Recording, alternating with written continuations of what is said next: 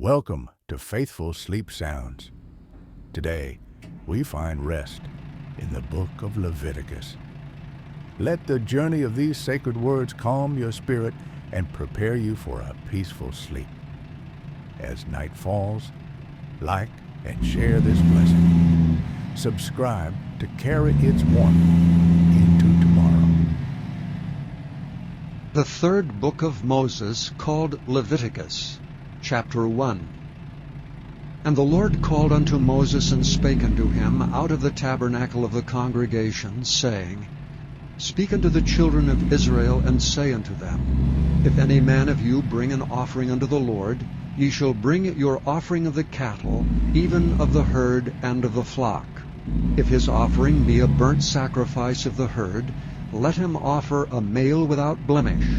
He shall offer it of his own voluntary will at the door of the tabernacle of the congregation before the Lord. And he shall put his hand upon the head of the burnt offering, and it shall be accepted for him to make atonement for him. And he shall kill the bullock before the Lord, and the priests, Aaron's son, shall bring the blood, and sprinkle the blood round about upon the altar that is by the door of the tabernacle of the congregation.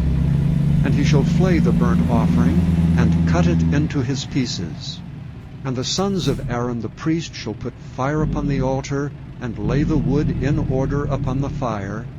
And the priest Aaron's son shall lay the parts, the head and the fat, in order upon the wood that is on the fire which is upon the altar. But his inwards and his legs shall he wash in water, and the priest shall burn all on the altar to be a burnt sacrifice, and offering made by fire of a sweet savor unto the Lord. And if his offering be of the flocks, namely of the sheep or of the goats for a burnt sacrifice, he shall bring it a male without blemish, and he shall kill it on the side of the altar northward before the Lord. And the priest Aaron's son shall sprinkle his blood round about upon the altar. And he shall cut it into his pieces with his head and his fat, and the priest shall lay them in order on the wood that is on the fire which is upon the altar.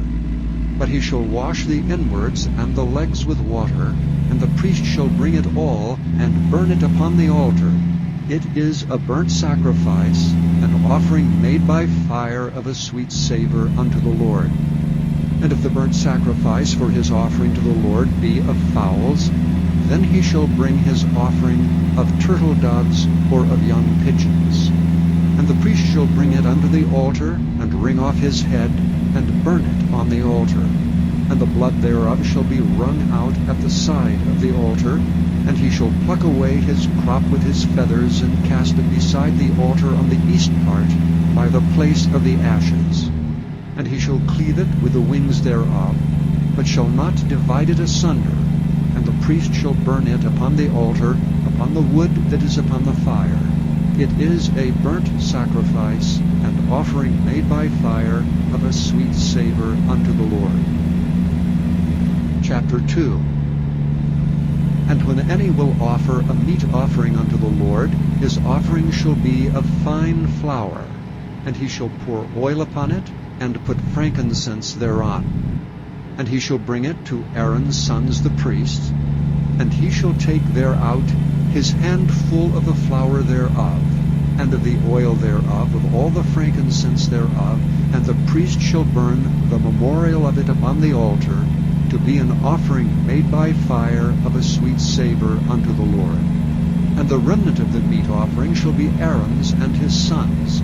It is a thing most holy of the offerings of the Lord made by fire. And if thou bring an oblation of a meat offering, baken in the oven, it shall be unleavened cakes of fine flour mingled with oil, or unleavened wafers anointed with oil. And if thy oblation be a meat offering, baken in a pan, it shall be of fine flour unleavened, mingled with oil. Thou shalt part it in pieces, and pour oil thereon. It is a meat offering. And if thy oblation be a meat offering baken in the frying pan, it shall be made of fine flour with oil. And thou shalt bring the meat offering that is made of these things unto the Lord, and when it is presented unto the priest, he shall bring it unto the altar. And the priest shall take from the meat offering a memorial thereof, and shall burn it upon the altar. It is an offering made by fire, of a sweet savour unto the Lord. And that which is left of the meat offering shall be Aaron's and his sons'. It is a thing most holy of the offerings of the Lord made by fire. No meat offering which ye shall bring unto the Lord shall be made with leaven, for ye shall burn no leaven nor any honey in any offering of the Lord made by fire. As for the oblation of the firstfruits, ye shall offer them unto the Lord, but they shall not be burnt on the altar for a sweet savour. And every oblation of thy meat offering shalt thou season with salt, neither shalt thou suffer the salt of the covenant of thy God to be lacking from thy meat offering. With all thine offerings thou shalt offer salt. And if thou offer a meat offering of thy firstfruits unto the Lord, thou shalt offer for the meat offering of thy firstfruits green ears of corn, dried by the fire, even corn beaten out of full ears. And thou shalt put oil upon it, and lay frankincense thereon. It is a meat offering. And the priest shall burn the memorial of it, part of the beaten corn thereof, and part of the oil thereof, with all the frankincense thereof. It is an offering made by fire unto the Lord. Chapter 3. And if his oblation be a sacrifice of peace offering, if he offer it of the herd, whether it be a male or female, he shall offer it without blemish before the Lord. And he shall lay his hand upon the head of his offering, and kill it at the door of the tabernacle of the congregation. And Aaron's sons, the priest, shall sprinkle the blood upon the altar round about. And he shall offer of the sacrifice of the peace offering an offering made by fire unto the Lord, the fat that covereth the inwards, and all the fat that is upon the inwards, and the 2 kidneys, and the fat that is on them, which is by the flanks, and the caul above the liver with the kidneys, it shall he take away. And Aaron's son shall burn it on the altar upon the burnt sacrifice, which is upon the wood that is on the fire. It is an offering made by fire, of a sweet savour unto the Lord. And if his offering for a sacrifice of peace offering unto the Lord be of the flock, male or female, he shall offer it without blemish. If he offer a lamb for his offering, then shall he offer it before the Lord. And he shall lay his hand upon the head of his offering, and kill it before the tabernacle of the congregation. And Aaron's son shall sprinkle the blood thereof round about upon the altar. And he shall offer of the sacrifice of the peace offering an offering made by fire unto the Lord, the fat thereof, and the whole rump. It shall he take off hard by the backbone, and the fat that covereth the inwards, and all the fat that is upon the inwards, and the 2 kidneys, and the fat that is upon them, which is by the flanks, and the caul above the liver, with the kidneys, it shall he take away. And the priest shall burn it upon the altar. It is the food of the offering made by fire unto the Lord. And if his offering be of a goat, then he shall offer it before the Lord. And he shall lay his hand upon the head of it, and kill it before the tabernacle of the congregation. And the sons of Aaron shall sprinkle the blood thereof upon the altar round about.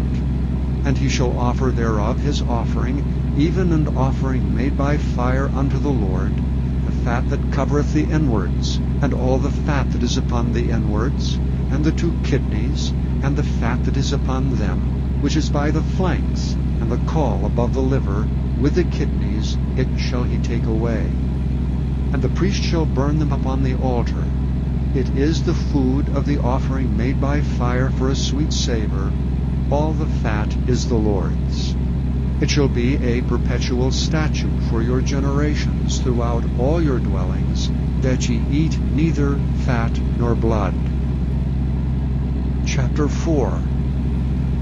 And the Lord spake unto Moses, saying, Speak unto the children of Israel, saying, If a soul shall sin through ignorance against any of the commandments of the Lord concerning things which ought not to be done, and shall do against any of them, If the priest that is anointed do sin according to the sin of the people, then let him bring for his sin which he hath sinned a young bullock without blemish unto the Lord for a sin offering. And he shall bring the bullock unto the door of the tabernacle of the congregation before the Lord, and shall lay his hand upon the bullock's head, and kill the bullock before the Lord. And the priest that is anointed shall take of the bullock's blood, and bring it to the tabernacle of the congregation. And the priest shall dip his finger in the blood, and sprinkle of the blood 7 times before the Lord, before the veil of the sanctuary. And the priest shall put some of the blood upon the horns of the altar of sweet incense before the Lord, which is in the tabernacle of the congregation, and shall pour all the blood of the bullock at the bottom of the altar of the burnt offering, which is at the door of the tabernacle of the congregation. And he shall take off from it all the fat of the bullock for the sin offering, the fat that covereth the inwards, and all the fat that is upon the inwards, and the 2 kidneys, and the fat that is upon them, which is by the flanks, and the caul above the liver with the kidneys, it shall he take away, as it was taken off from the bullock of the sacrifice of peace offerings. And the priest shall burn them upon the altar of the burnt offering. And the skin of the bullock, and all his flesh with his head, and with his legs, and his inwards, and his dung, even the whole bullock shall he carry forth without the camp unto a clean place, where the ashes are poured out, and burn him on the wood with fire. Where the ashes are poured out shall he be burnt. And if the whole congregation of Israel sin through ignorance, and the thing be hid from the eyes of the assembly, and they have done somewhat against any of the commandments of the Lord concerning things which should not be done, and are guilty, when the sin which they have sinned against it is known, then the congregation shall offer a young bullock for the sin, and bring him before the tabernacle of the congregation. And the elders of the congregation shall lay their hands upon the head of the bullock before the Lord, and the bullock shall be killed before the Lord. And the priest that is anointed shall bring of the bullock's blood to the tabernacle of the congregation. And the priest shall dip his finger in some of the blood, and sprinkle it 7 times before the Lord, even before the veil. And he shall put some of the blood upon the horns of the altar which is before the Lord, that is in the tabernacle of the congregation, and shall pour out all the blood at the bottom of the altar of the burnt offering, which is at the door of the tabernacle of the congregation. And he shall take all his fat from him, and burn it upon the altar. And he shall do with the bullock as he did with the bullock for a sin offering, so shall he do with this, and the priest shall make an atonement for them, and it shall be forgiven them. And he shall carry forth the bullock without the camp, and burn him as he burned the first bullock. It is a sin offering for the congregation. When a ruler hath sinned, and done somewhat through ignorance against any of the commandments of the Lord his God concerning things which should not be done, and is guilty, or if his sin, wherein he hath sinned, come to his knowledge, he shall bring his offering, a kid of the goats, a male without blemish. And he shall lay his hand upon the head of the goat, and kill it in the place where they kill the burnt offering before the Lord. It is a sin offering. And the priest shall take of the blood of the sin offering with his finger, and put it upon the horns of the altar of burnt offering, and shall pour out his blood at the bottom of the altar of burnt offering. And he shall burn all his fat upon the altar, as the fat of the sacrifice of peace offerings. And the priest shall make an atonement for him, as concerning his sin, and it shall be forgiven him. And if any one of the common people sin through ignorance, while he doeth somewhat against any of the commandments of the Lord concerning things which ought not to be done, and be guilty, or if his sin which he hath sinned come to his knowledge, then he shall bring his offering, a kid of the goats, a female without blemish, for his sin which he hath sinned. And he shall lay his hand upon the head of the sin offering, and slay the sin offering in the place of the burnt offering. And the priest shall take of the blood thereof with his finger, and put it upon the horns of the altar of burnt offering, and shall pour out all the blood thereof at the bottom of the altar. And he shall take away all the fat thereof, as the fat is taken away from off the sacrifice of peace offerings, and the priest shall burn it upon the altar for a sweet savour unto the Lord. And the priest shall make an atonement for him, and it shall be forgiven him. And if he bring a lamb for a sin offering, he shall bring it a female without blemish. And he shall lay his hand upon the head of the sin offering, and slay it for a sin offering in the place where they kill the burnt offering. And the priest shall take of the blood of the sin offering with his finger, and put it upon the horns of the altar of burnt offering, and shall pour out all the blood thereof at the bottom of the altar. And he shall take away all the fat thereof, as the fat of the lamb is taken away from the sacrifice of the peace offerings. And the priest shall burn them upon the altar, according to the offerings made by fire unto the Lord. And the priest shall make an atonement for his sin that he hath committed, and it shall be forgiven him. Chapter 5. And if a soul sin, and hear the voice of swearing, and is a witness, whether he have seen or known of it, if he do not utter it, then he shall bear his iniquity. Or if a soul touch any unclean thing, whether it be a carcass of an unclean beast, or a carcass of unclean cattle, or the carcass of unclean creeping things, and if it be hidden from him, he also shall be unclean and guilty. Or if he touch the uncleanness of man, whatsoever uncleanness it be, that a man shall be defiled withal, and it be hid from him, when he knoweth of it, then he shall be guilty. Or if a soul swear, pronouncing with his lips to do evil, or to do good, whatsoever it be that a man shall pronounce with an oath, and it be hid from him, when he knoweth of it, then he shall be guilty in one of these. And it shall be, when he shall be guilty in one of these things, that he shall confess that he hath sinned in that thing. And he shall bring his trespass offering unto the Lord for his sin which he hath sinned, a female from the flock, a lamb or a kid of the goats, for a sin offering. And the priest shall make an atonement for him concerning his sin. And if he be not able to bring a lamb, then he shall bring for his trespass which he hath committed 2 turtle doves, or 2 young pigeons unto the Lord, one for a sin offering, and the other for a burnt offering. And he shall bring them unto the priest, who shall offer that which is for sin offering first, and wring off his head from his neck, but shall not divide it asunder. And he shall sprinkle of the blood of the sin offering upon the side of the altar, and the rest of the blood shall be wrung out at the bottom of the altar. It is a sin offering. And he shall offer the second for a burnt offering, according to the manner. And the priest shall make an atonement for him for his sin which he hath sinned, and it shall be forgiven him. But if he be not able to bring 2 turtle doves or 2 young pigeons, then he that sinneth shall bring for his offering the 10th part of an ephah of fine flour for a sin offering. He shall put no oil upon it, neither shall he put any frankincense thereon, for it is a sin offering. Then shall he bring it to the priest, and the priest shall take his handful of it, even a memorial thereof, and burn it on the altar, according to the offering made by fire unto the Lord.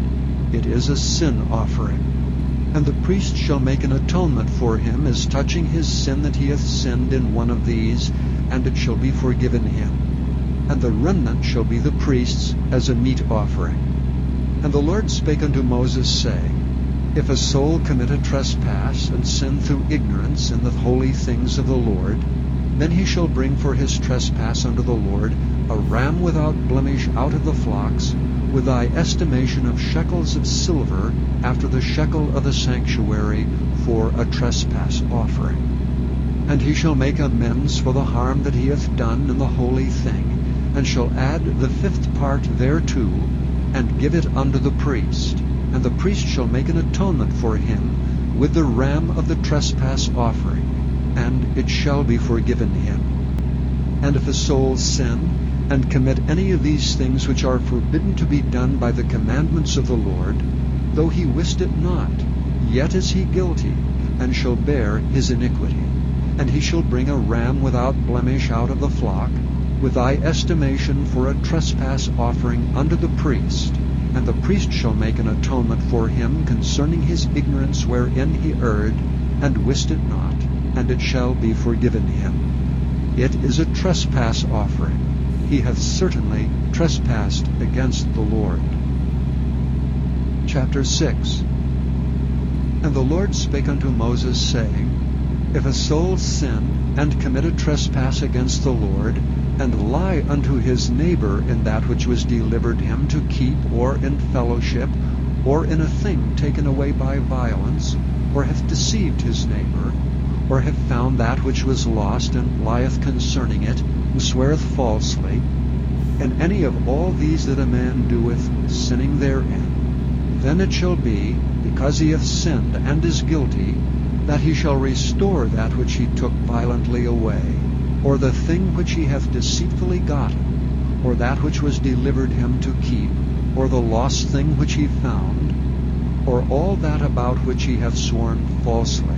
He shall even restore it in the principal, and shall add the fifth part more thereto, and give it unto him to whom it appertaineth, in the day of his trespass offering. And he shall bring his trespass offering unto the Lord, a ram without blemish out of the flock, with thy estimation for a trespass offering unto the priest.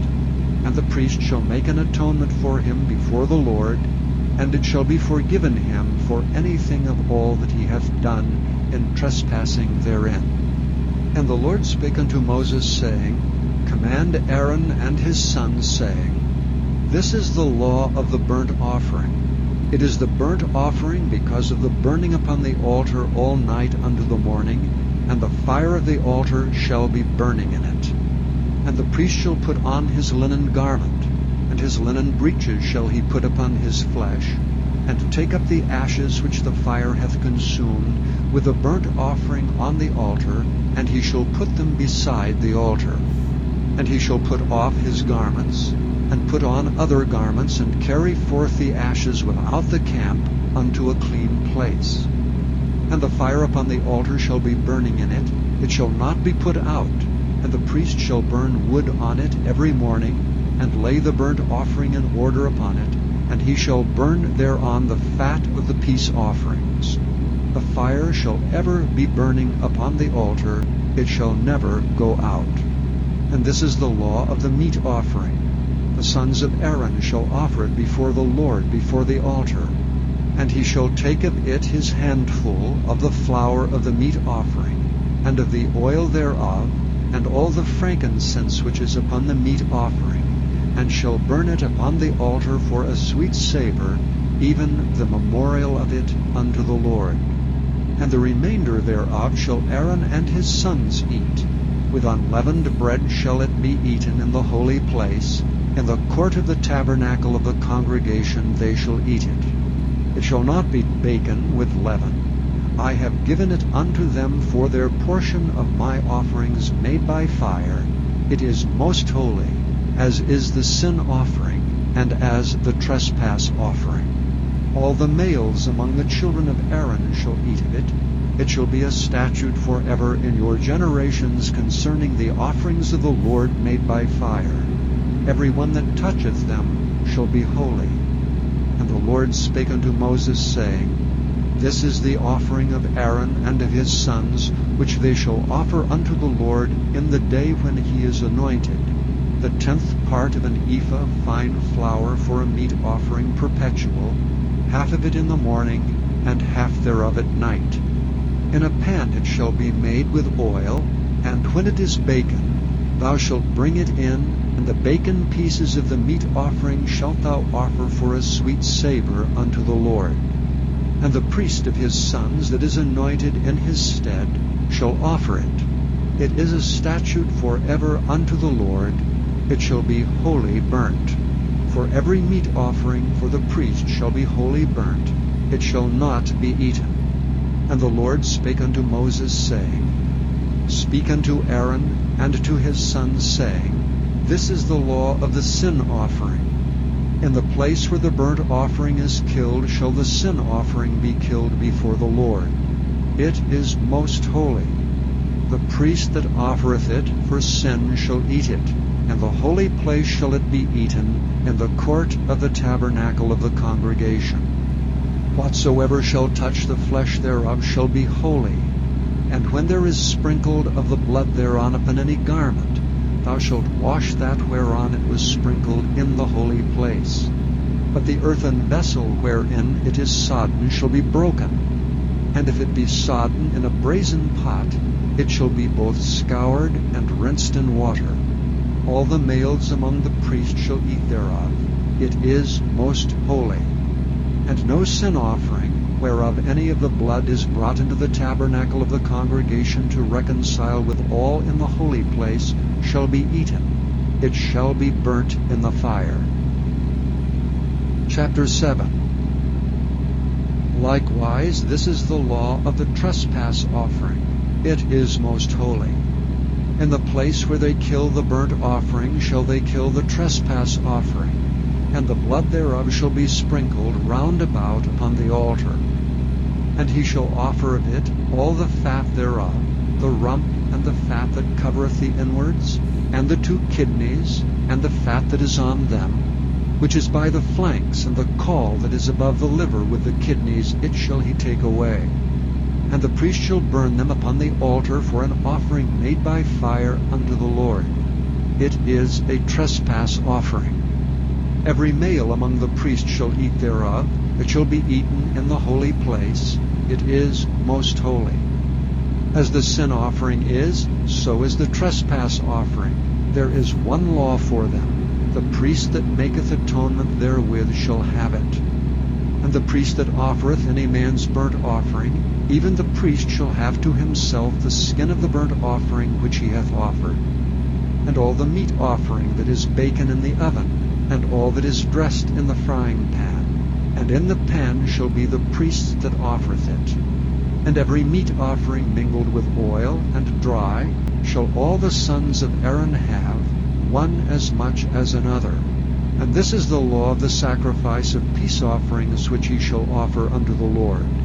If he offer it for a thanksgiving, then he shall offer with the sacrifice of thanksgiving unleavened cakes mingled with oil, and unleavened wafers anointed with oil, and cakes mingled with oil of fine flour fried. Besides the cakes, he shall offer for his offering leavened bread with the sacrifice of thanksgiving of his peace offerings.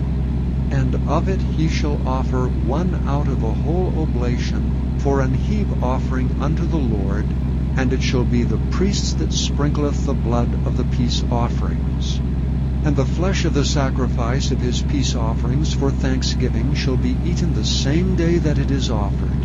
He shall not leave any of it until the morning. But if the sacrifice of his offering be a vow, or a voluntary offering, it shall be eaten the same day that he offereth his sacrifice, and on the morrow also the remainder of it shall be eaten. But the remainder of the flesh of the sacrifice of the 3rd day shall be burnt with fire. And if any of the flesh of the sacrifice of his peace offerings be eaten at all on the 3rd day, it shall not be accepted, neither shall it be imputed unto him that offereth it. It shall be an abomination, and the soul that eateth of it shall bear his iniquity. And the flesh that toucheth any unclean thing shall not be eaten. It shall be burnt with fire. And as for the flesh, all that be clean shall eat thereof. But the soul that eateth of the flesh of the sacrifice of peace offerings, that pertain unto the Lord, having his uncleanness upon him, even that soul shall be cut off from his people. Moreover, the soul that shall touch any unclean thing, as the uncleanness of man, or any unclean beast, or any abominable unclean thing, and eat of the flesh of the sacrifice of peace offerings, which pertain unto the Lord, even that soul shall be cut off from his people. And the Lord spake unto Moses, saying, Speak unto the children of Israel, saying, Ye shall eat no manner of fat, of ox, or of sheep, or of goat, and the fat of the beast that dieth of itself, and the fat of that which is torn with beasts, may be used in any other use, but ye shall in no wise eat of it. For whosoever eateth the fat of the beasts, of which men offer an offering made by fire unto the Lord, even the soul that eateth it shall be cut off from his people. Moreover, ye shall eat no manner of blood, whether it be of fowl or of beast, in any of your dwellings. Whatsoever soul it be that eateth any manner of blood, even that soul shall be cut off from his people. And the Lord spake unto Moses, saying, Speak unto the children of Israel, saying, He that offereth the sacrifice of his peace offering unto the Lord shall bring his oblation unto the Lord of the sacrifice of his peace offerings. His own hand shall bring the offerings of the Lord made by fire, the fat with the breast, it shall he bring, that the breast may be waved for a wave offering before the Lord. And the priest shall burn the fat upon the altar, but the breast shall be Aaron's and his sons'. And the right shoulder shall ye give unto the priest for an heave offering of the sacrifices of your peace offerings. He among the sons of Aaron that offereth the blood of the peace offerings and the fat shall have the right shoulder for his part. For the wave breast and the heave shoulder have I taken of the children of Israel from off the sacrifices of their peace offerings, and have given them unto Aaron the priest and unto his sons by a statute forever from among the children of Israel. This is the portion of the anointing of Aaron and of the anointing of his sons out of the offerings of the Lord made by fire, in the day when he presented them to minister unto the Lord in the priest's office, which the Lord commanded to be given them of the children of Israel in the day that he anointed them by a statute forever throughout their generations. This is the law of the burnt offering, of the meat offering, and of the sin offering, and of the trespass offering, and of the consecrations, and of the sacrifice of the peace offerings, which the Lord commanded Moses in Mount Sinai in the day that he commanded the children of Israel to offer their oblations unto the Lord in the wilderness of Sinai. Chapter 8. And the Lord spake unto Moses, saying, Take Aaron and his sons with him, and the garments and the anointing oil, and a bullock for the sin offering, and 2 rams, and a basket of unleavened bread. And gather thou all the congregation together unto the door of the tabernacle of the congregation. And Moses did as the Lord commanded him. And the assembly was gathered together unto the door of the tabernacle of the congregation. And Moses said unto the congregation, This is the thing which the Lord commandeth to be done. And Moses brought Aaron and his sons, and washed them with water. And he put upon him the coat, and girded him with the girdle, and clothed him with the robe, and put the ephod upon him. And he girded him with the curious girdle of the ephod, and bound it unto him therewith. And he put the breastplate upon him. Also he put in the breastplate the Urim and the Thummim. And he put the mitre upon his head. Also upon the mitre, even upon the forefront, did he put the golden plate, the holy crown, as the Lord commanded Moses. And Moses took the anointing oil, and anointed the tabernacle, and all that was therein, and sanctified them. And he sprinkled thereof upon the altar 7 times, and anointed the altar and all his vessels, both the laver and his foot, to sanctify them. And he poured of the anointing oil upon Aaron's head, and anointed him to sanctify him. And Moses brought Aaron's sons, and put coats upon them, and girded them with girdles, and put bonnets upon them, as the Lord commanded Moses. And he brought the bullock for the sin offering, and Aaron and his sons laid their hands upon the head of the bullock for the sin offering. And he slew it, and Moses took the blood, and put it upon the horns of the altar round about with his finger, and purified the altar, and poured the blood at the bottom of the altar, and sanctified it to make reconciliation upon it. And he took all the fat that was upon the inwards, and the caul above the liver, and the 2 kidneys in their fat, and Moses burned it upon the altar.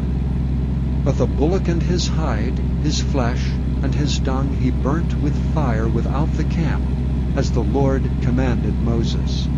And he brought the ram for the burnt offering, and Aaron and his sons laid their hands upon the head of the ram. And he killed it, and Moses sprinkled the blood upon the altar round about. And he cut the ram into pieces, and Moses burnt the head, and the pieces, and the fat. And he washed the inwards and the legs in water, and Moses burnt the whole ram upon the altar. It was a burnt sacrifice for a sweet savor, and an offering made by fire unto the Lord, as the Lord commanded Moses. And he brought the other ram, the ram of consecration, and Aaron and his sons laid their hands upon the head of the ram. And he slew it, and Moses took of the blood of it, and put it upon the tip of Aaron's right ear, and upon the thumb of his right hand, and upon the great toe of his right foot. And he brought Aaron's sons, and Moses put of the blood upon the tip of their right ear, and upon the thumbs of their right hands, and upon the great toes of their right feet. And Moses sprinkled the blood upon the altar round about.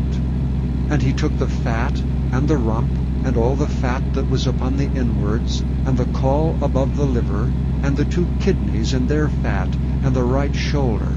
And out of the basket of unleavened bread that was before the Lord, he took 1 unleavened cake, and a cake of oiled bread, and 1 wafer, and put them on the fat, and upon the right shoulder.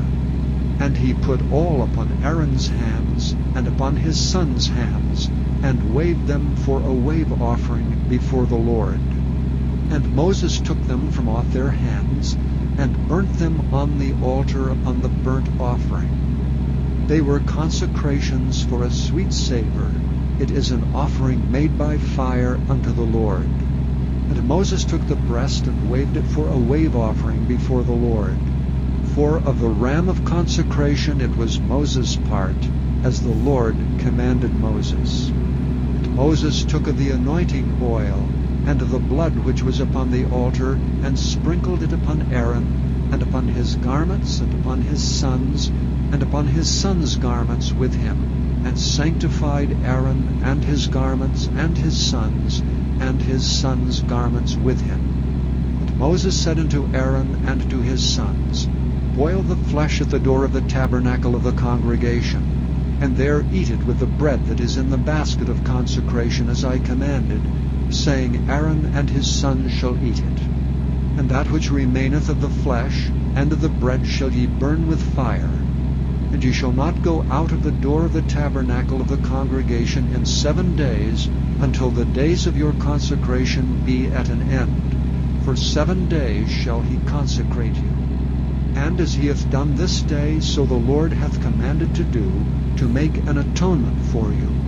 Therefore shall ye abide at the door of the tabernacle of the congregation, day and night 7 days, and keep the charge of the Lord, that ye die not, for so I am commanded. So Aaron and his sons did all things which the Lord commanded by the hand of Moses. Chapter 9. And it came to pass on the 8th day that Moses called Aaron and his sons and the elders of Israel, and he said unto Aaron, Take thee a young calf for a sin offering, and a ram for a burnt offering without blemish, and offer them before the Lord. And unto the children of Israel thou shalt speak, saying, Take ye a kid of the goats for a sin offering, and a calf and a lamb, both of the first year without blemish, for a burnt offering. Also a bullock and a ram for peace offerings to sacrifice before the Lord, and a meat offering mingled with oil, for today the Lord will appear unto you. And they brought that which Moses commanded before the tabernacle of the congregation. And all the congregation drew near and stood before the Lord. And Moses said, This is the thing which the Lord commanded that ye should do, and the glory of the Lord shall appear unto you. And Moses said unto Aaron, Go unto the altar, and offer thy sin offering, and thy burnt offering, and make an atonement for thyself and for the people, and offer the offering of the people, and make an atonement for them, as the Lord commanded. Aaron therefore went unto the altar, and slew the calf of the sin offering which was for himself. And the sons of Aaron brought the blood unto him, and he dipped his finger in the blood, and put it upon the horns of the altar, and poured out the blood at the bottom of the altar. But the fat and the kidneys, and the caul above the liver of the sin offering, he burnt upon the altar as the Lord commanded Moses. And the flesh and the hide he burnt with fire without the camp. And he slew the burnt offering, and Aaron's sons presented unto him the blood which he sprinkled round about upon the altar. And they presented the burnt offering unto him, with the pieces thereof, and the head, and he burnt them upon the altar. And he did wash the inwards and the legs, and burnt them upon the burnt offering on the altar. And he brought the people's offerings, and took the goat which was the sin offering for the people, and slew it, and offered it for sin as the first. And he brought the burnt offering, and offered it according to the manner. And he brought the meat offering, and took an handful thereof, and burnt it upon the altar beside the burnt sacrifice of the morning. He slew also the bullock and the ram for a sacrifice of peace offerings, which was for the people. And Aaron's sons presented unto him the blood which he sprinkled upon the altar round about, and the fat of the bullock and of the ram, the rump and that which covereth the inwards, and the kidneys, and the caul above the liver. And they put the fat upon the breasts, and he burnt the fat upon the altar. And the breasts and the right shoulder Aaron waved for a wave offering before the Lord, as Moses commanded.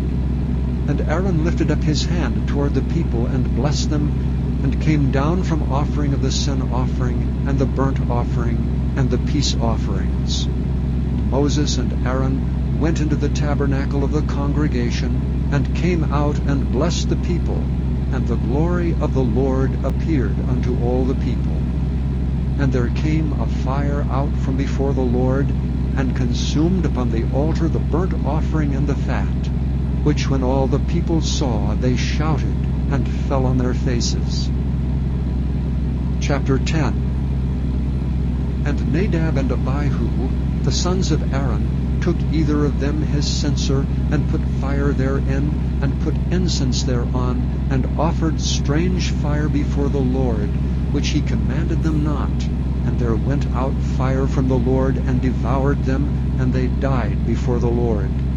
Then Moses said unto Aaron, This is it that the Lord spake, saying, I will be sanctified in them that come nigh me, and before all the people I will be glorified. And Aaron held his peace. And Moses called Mishael and Elzaphan the sons of Uzziel, the uncle of Aaron, and said unto them, Come near, carry your brethren from before the sanctuary out of the camp. So they went near, and carried them in their coats out of the camp, as Moses had said. And Moses said unto Aaron, and unto Eleazar, and unto Ithamar his sons, Uncover not your heads, neither rend your clothes, lest ye die, and lest wrath come upon all the people. But let your brethren, the whole house of Israel, bewail the burning which the Lord hath kindled. And ye shall not go out from the door of the tabernacle of the congregation, lest ye die, for the anointing oil of the Lord is upon you. And they did according to the word of Moses. And the Lord spake unto Aaron, saying, Do not drink wine nor strong drink, thou nor thy sons with thee, when ye go into the tabernacle of the congregation, lest ye die. It shall be a statute forever throughout your generations, and that ye may put difference between holy and unholy, and between unclean and clean. And that ye may teach the children of Israel all the statutes which the Lord hath spoken unto them by the hand of Moses. And Moses spake unto Aaron, And unto Eleazar and unto Ithamar his sons that were left, take the meat offering that remaineth of the offerings of the Lord made by fire, and eat it without leaven beside the altar, for it is most holy. And ye shall eat it in the holy place, because it is thy due, and thy sons' due, of the sacrifices of the Lord made by fire, for so I am commanded. And the wave breast and heave shoulder shall ye eat in a clean place, thou and thy sons and thy daughters with thee, for they be thy due, and thy sons' due, which are given out of the sacrifices of peace offerings of the children of Israel. The heave shoulder and the wave breast shall they bring with the offerings made by fire of the fat, to wave it for a wave offering before the Lord. And it shall be thine and thy sons with thee by a statute forever, as the Lord hath commanded. And Moses diligently sought the goat of the sin offering, and behold, it was burnt. And he was angry with Eleazar and Ithamar, the sons of Aaron, which were left alive, saying, Wherefore have ye not eaten the sin offering in the holy place, seeing it is most holy, and God hath given it you to bear the iniquity of the congregation, to make atonement for them before the Lord? Behold, the blood of it was not brought in within the holy place. Ye should indeed have eaten it in the holy place, as I commanded.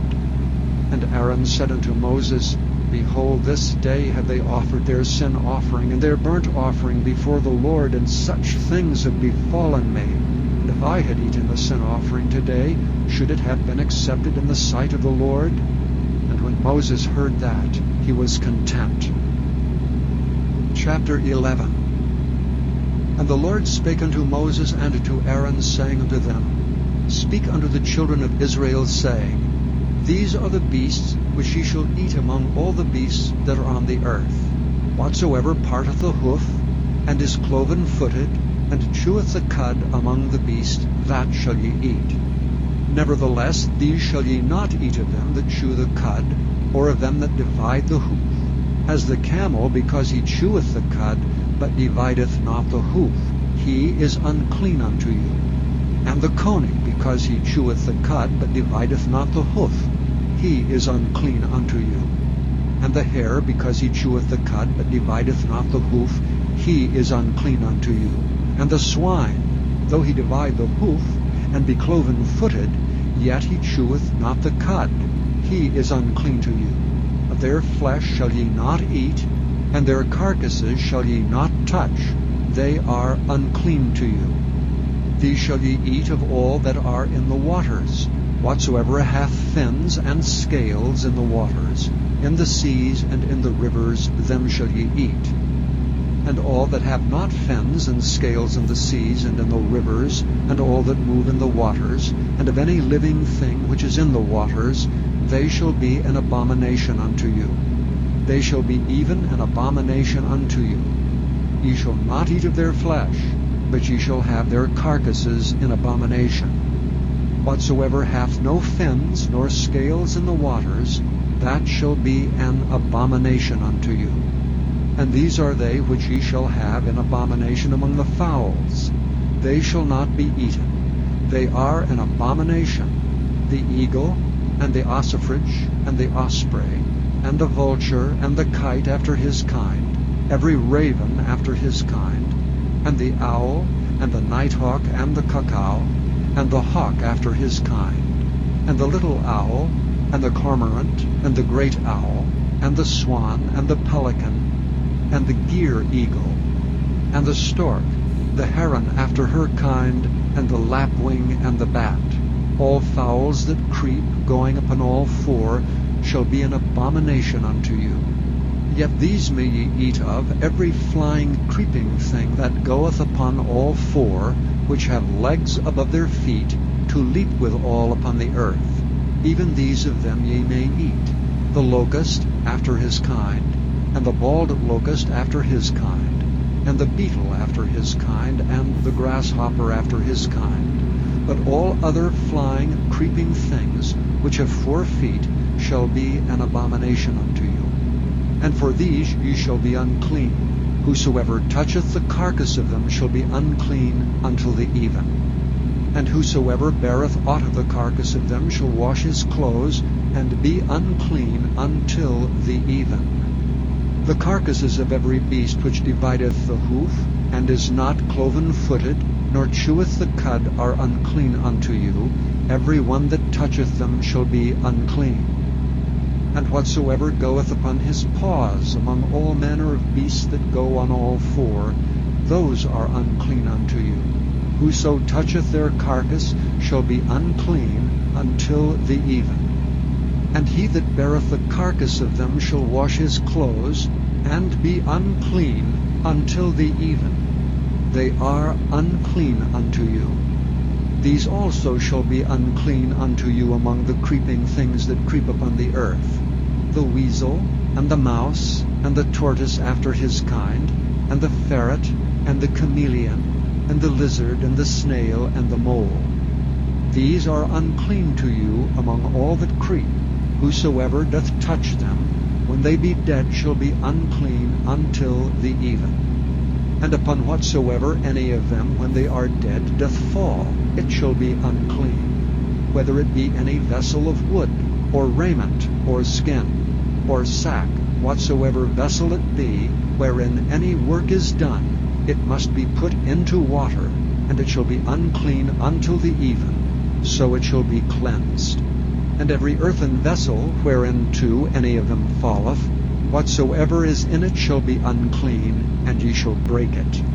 Of all meat which may be eaten, that on which such water cometh shall be unclean, and all drink that may be drunk in every such vessel shall be unclean. And everything whereupon any part of their carcass falleth shall be unclean, whether it be oven or ranges for pots, they shall be broken down, for they are unclean, and shall be unclean unto you. Nevertheless, a fountain or pit, wherein there is plenty of water, shall be clean, but that which toucheth their carcass shall be unclean. And if any part of their carcass fall upon any sowing seed which is to be sown, it shall be clean. But if any water be put upon the seed, and any part of their carcass fall thereon, it shall be unclean unto you. And if any beast, of which ye may eat, die, he that toucheth the carcass thereof shall be unclean until the even. And he that eateth of the carcass of it shall wash his clothes, and be unclean until the even. He also that beareth the carcass of it shall wash his clothes, and be unclean until the even. And every creeping thing that creepeth upon the earth shall be an abomination, it shall not be eaten. Whatsoever goeth upon the belly, whatsoever goeth upon all four, or whatsoever hath more feet among all creeping things that creep upon the earth, them ye shall not eat, for they are an abomination. Ye shall not make yourselves abominable with any creeping thing that creepeth, neither shall ye make yourselves unclean with them, that ye should be defiled thereby. For I am the Lord your God.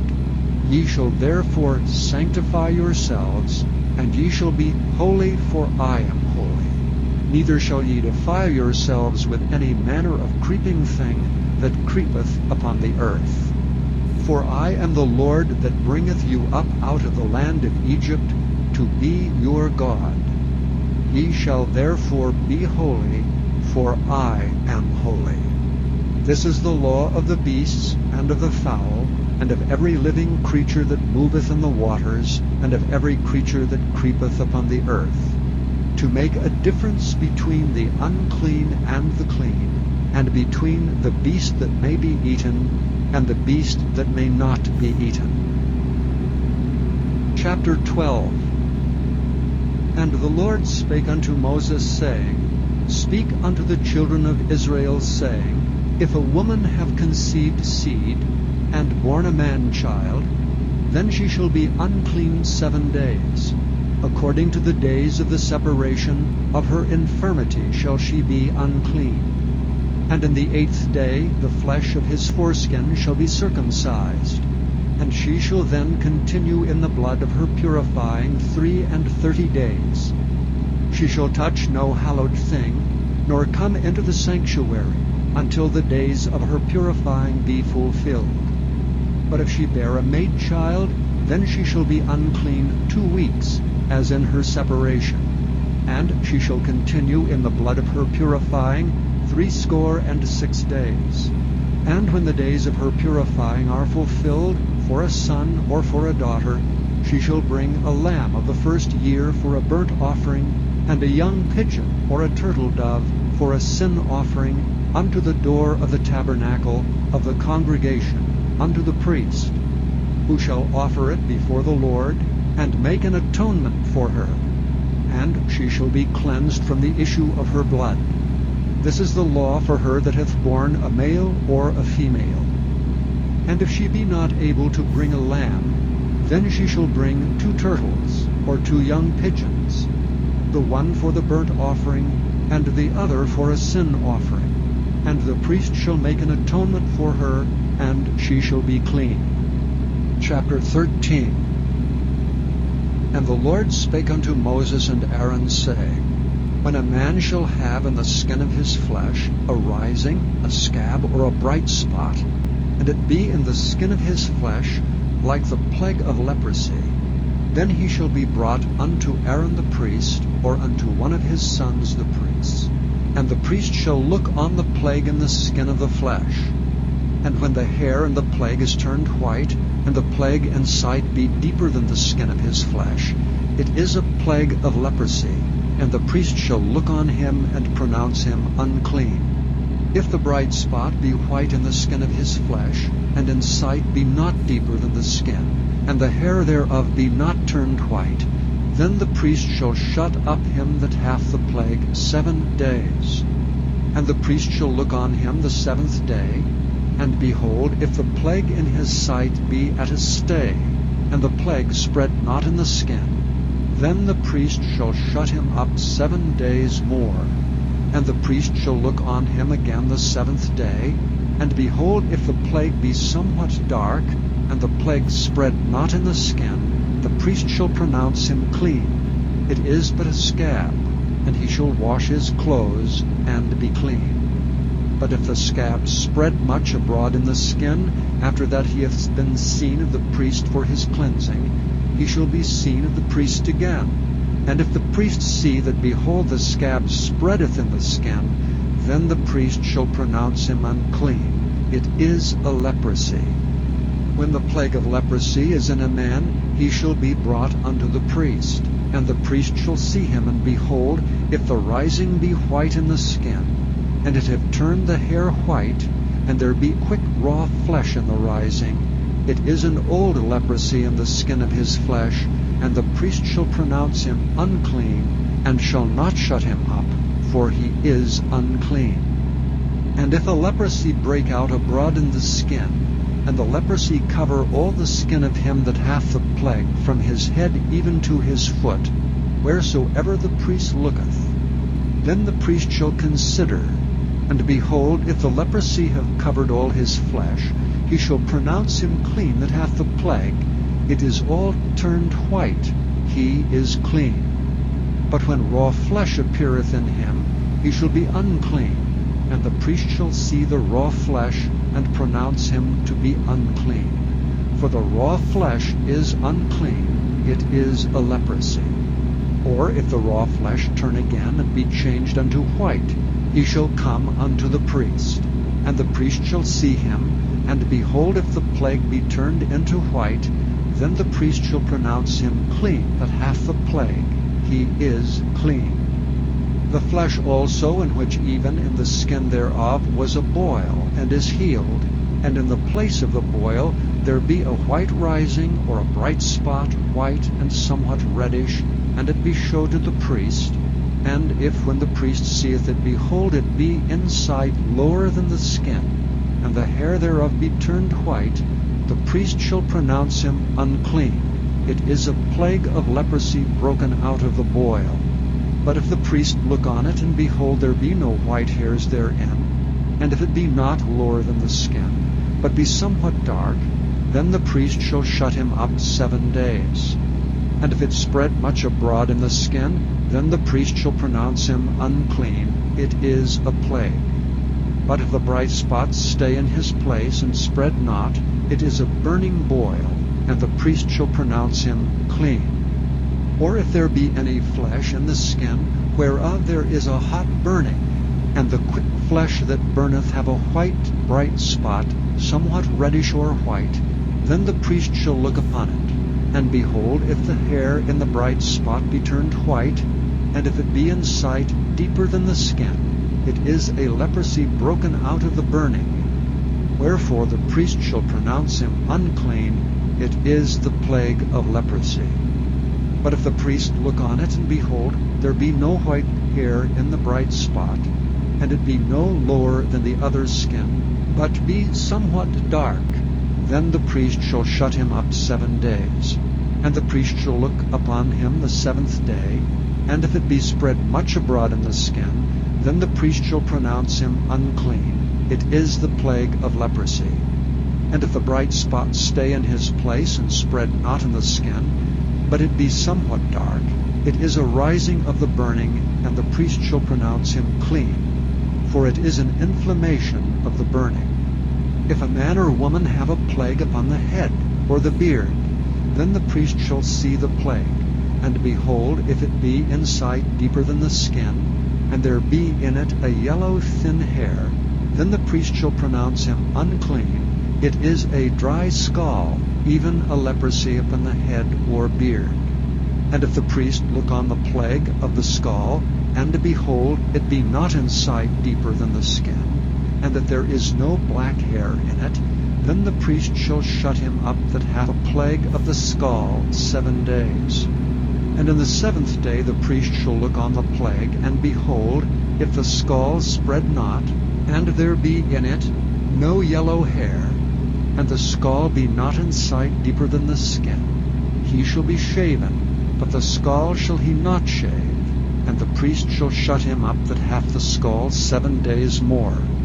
And in the 7th day the priest shall look on the scall, and behold, if the scall be not spread in the skin, nor be in sight deeper than the skin, then the priest shall pronounce him clean, and he shall wash his clothes, and be clean. But if the scall spread abroad much in the skin after his cleansing, then the priest shall look on him, and behold, if the scall be spread in the skin, the priest shall not seek for yellow hair, he is unclean. But if the scall be in his sight at a stay, and that there is black hair grown up therein, the scall is healed, he is clean, and the priest shall pronounce him clean. If a man also or a woman have in the skin of their flesh bright spots, even white bright spots, then the priest shall look. And behold, if the bright spots in the skin of their flesh be darkish white, it is a freckled spot that groweth in the skin, he is clean. And the man whose hair is fallen off his head, he is bald, yet he is clean. And he that hath his hair fallen off from part of his head toward his face, he is forehead bald, yet he is clean. And if there be in the bald head or bald forehead a white reddish sore, it is a leprosy sprung up in his bald head or his bald forehead. Then the priest shall look upon it, and behold, if the rising of the sore be white reddish in his bald head or in his bald forehead, as the leprosy appeareth in the skin of the flesh, he is a leprous man, he is unclean. The priest shall pronounce him utterly unclean, his plague is in his head. And if the leper in whom the plague is, his clothes shall be rent, and his head bare, and he shall put a covering upon his upper lip, and shall cry, Unclean, unclean. All the days wherein the plague shall be in him, he shall be defiled. He is unclean, he shall dwell alone, without the camp shall his habitation be. The garment also that the plague of leprosy is in, whether it be a woolen garment or a linen garment, whether it be in the warp or woof, of linen or of woolen, whether in a skin or in anything made of skin. And if the plague be greenish or reddish in the garment, or in the skin, either in the warp or in the woof, or in anything of skin, it is a plague of leprosy, and shall be showed unto the priest. And the priest shall look upon the plague, and shut up it that hath the plague 7 days. And he shall look on the plague on the 7th day. If the plague be spread in the garment, either in the warp, or in the woof, or in a skin, or in any work that is made of skin, the plague is in a fretting leprosy, it is unclean. He shall therefore burn that garment, whether warp or woof, in woolen or in linen, or anything of skin wherein the plague is. For it is a fretting leprosy, it shall be burnt in the fire. And if the priest shall look and behold the plague be not spread in the garment, either in the warp or in the woof, or in anything of skin, then the priest shall command that they wash the thing wherein the plague is, and he shall shut it up 7 days more. And the priest shall look on the plague, after that it is washed, and behold, if the plague have not changed his color, and the plague be not spread, it is unclean. Thou shalt burn it in the fire, it is fret inward, whether it be bare within or without. And if the priest look and behold the plague be somewhat dark after the washing of it, then he shall rend it out of the garment, or out of the skin, or out of the warp, or out of the woof. And if it appears still in the garment, either in the warp, or in the woof, or in anything of skin, it is a spreading plague. Thou shalt burn that wherein the plague is with fire.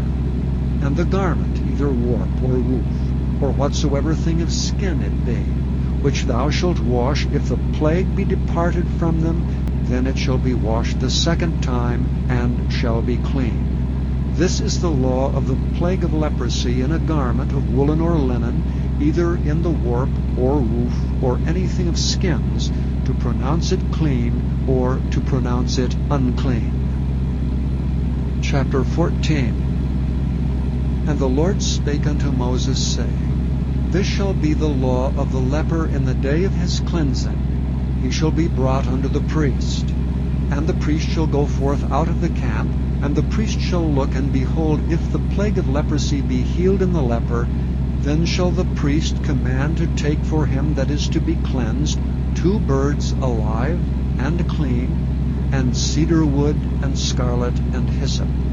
And the priest shall command that one of the birds be killed in an earthen vessel over running water. As for the living bird, he shall take it, and the cedar wood, and the scarlet, and the hyssop, and shall dip them and the living bird in the blood of the bird that was killed over the running water. And he shall sprinkle upon him that is to be cleansed from the leprosy 7 times, and shall pronounce him clean, and shall let the living bird loose into the open field. And he that is to be cleansed shall wash his clothes, shave off all his hair, and wash himself in water, that he may be clean. And after that he shall come into the camp, and shall tarry abroad out of his tent 7 days. But it shall be on the 7th day that he shall shave all his hair off his head, and his beard, and his eyebrows, even all his hair he shall shave off. And he shall wash his clothes, also he shall wash his flesh in water, and he shall be clean. And on the 8th day he shall take 2 he-lambs without blemish, and 1 ewe lamb of the 1st year without blemish, and 3/10 deals of fine flour for a meat offering, mingled with oil, and 1 log of oil. And the priest that maketh him clean shall present the man that is to be made clean, and those things before the Lord at the door of the tabernacle of the congregation. And the priest shall take 1 he-lamb, and offer him for a trespass offering, and the log of oil, and wave them for a wave offering before the Lord. And he shall slay the lamb in the place where he shall kill the sin offering, and the burnt offering in the holy place. For as the sin offering is the priest's, so is the trespass offering, it is most holy. And the priest shall take some of the blood of the trespass offering, and the priest shall put it upon the tip of the right ear of him that is to be cleansed, and upon the thumb of his right hand, and upon the great toe of his right foot. And the priest shall take some of the log of oil, and pour it into the palm of his own left hand. And the priest shall dip his right finger in the oil that is in his left hand, and shall sprinkle of the oil with his finger 7 times before the Lord. And of the rest of the oil that is in his hand shall the priest put upon the tip of the right ear of him that is to be cleansed, and upon the thumb of his right hand, and upon the great toe of his right foot, upon the blood of the trespass offering. And the remnant of the oil that is in the priest's hand he shall pour upon the head of him that is to be cleansed, and the priest shall make an atonement for him before the Lord. And the priest shall offer the sin offering, and make an atonement for him that is to be cleansed from his uncleanness, and afterward he shall kill the burnt offering. And the priest shall offer the burnt offering and the meat offering upon the altar, and the priest shall make an atonement for him, and he shall be clean. And if he be poor, and cannot get so much, then he shall take 1 lamb for a trespass offering to be waved, to make an atonement for him, and 1/10 deal of fine flour mingled with oil for a meat offering, and a log of oil, and 2 turtle doves or 2 young pigeons, such as he is able to get, and the one shall be a sin offering, and the other a burnt offering. And he shall bring them on the 8th day for his cleansing unto the priest, unto the door of the tabernacle of the congregation before the Lord. And the priest shall take the lamb of the trespass offering and the log of oil, and the priest shall wave them for a wave offering before the Lord. And he shall kill the lamb of the trespass offering, and the priest shall take some of the blood of the trespass offering, and put it upon the tip of the right ear of him that is to be cleansed, and upon the thumb of his right hand, and upon the great toe of his right foot. And the priest shall pour of the oil into the palm of his own left hand, and the priest shall sprinkle with his right finger some of the oil that is in his left hand 7 times before the Lord. And the priest shall put of the oil that is in his hand upon the tip of the right ear of him that is to be cleansed, and upon the thumb of his right hand, and upon the great toe of his right foot, upon the place of the blood of the trespass offering. And the rest of the oil that is in the priest's hand he shall put upon the head of him that is to be cleansed, to make an atonement for him before the Lord. And he shall offer the one of the turtle doves, or of the young pigeons, such as he can get, even such as he is able to get, the one for a sin offering, and the other for a burnt offering, with the meat offering.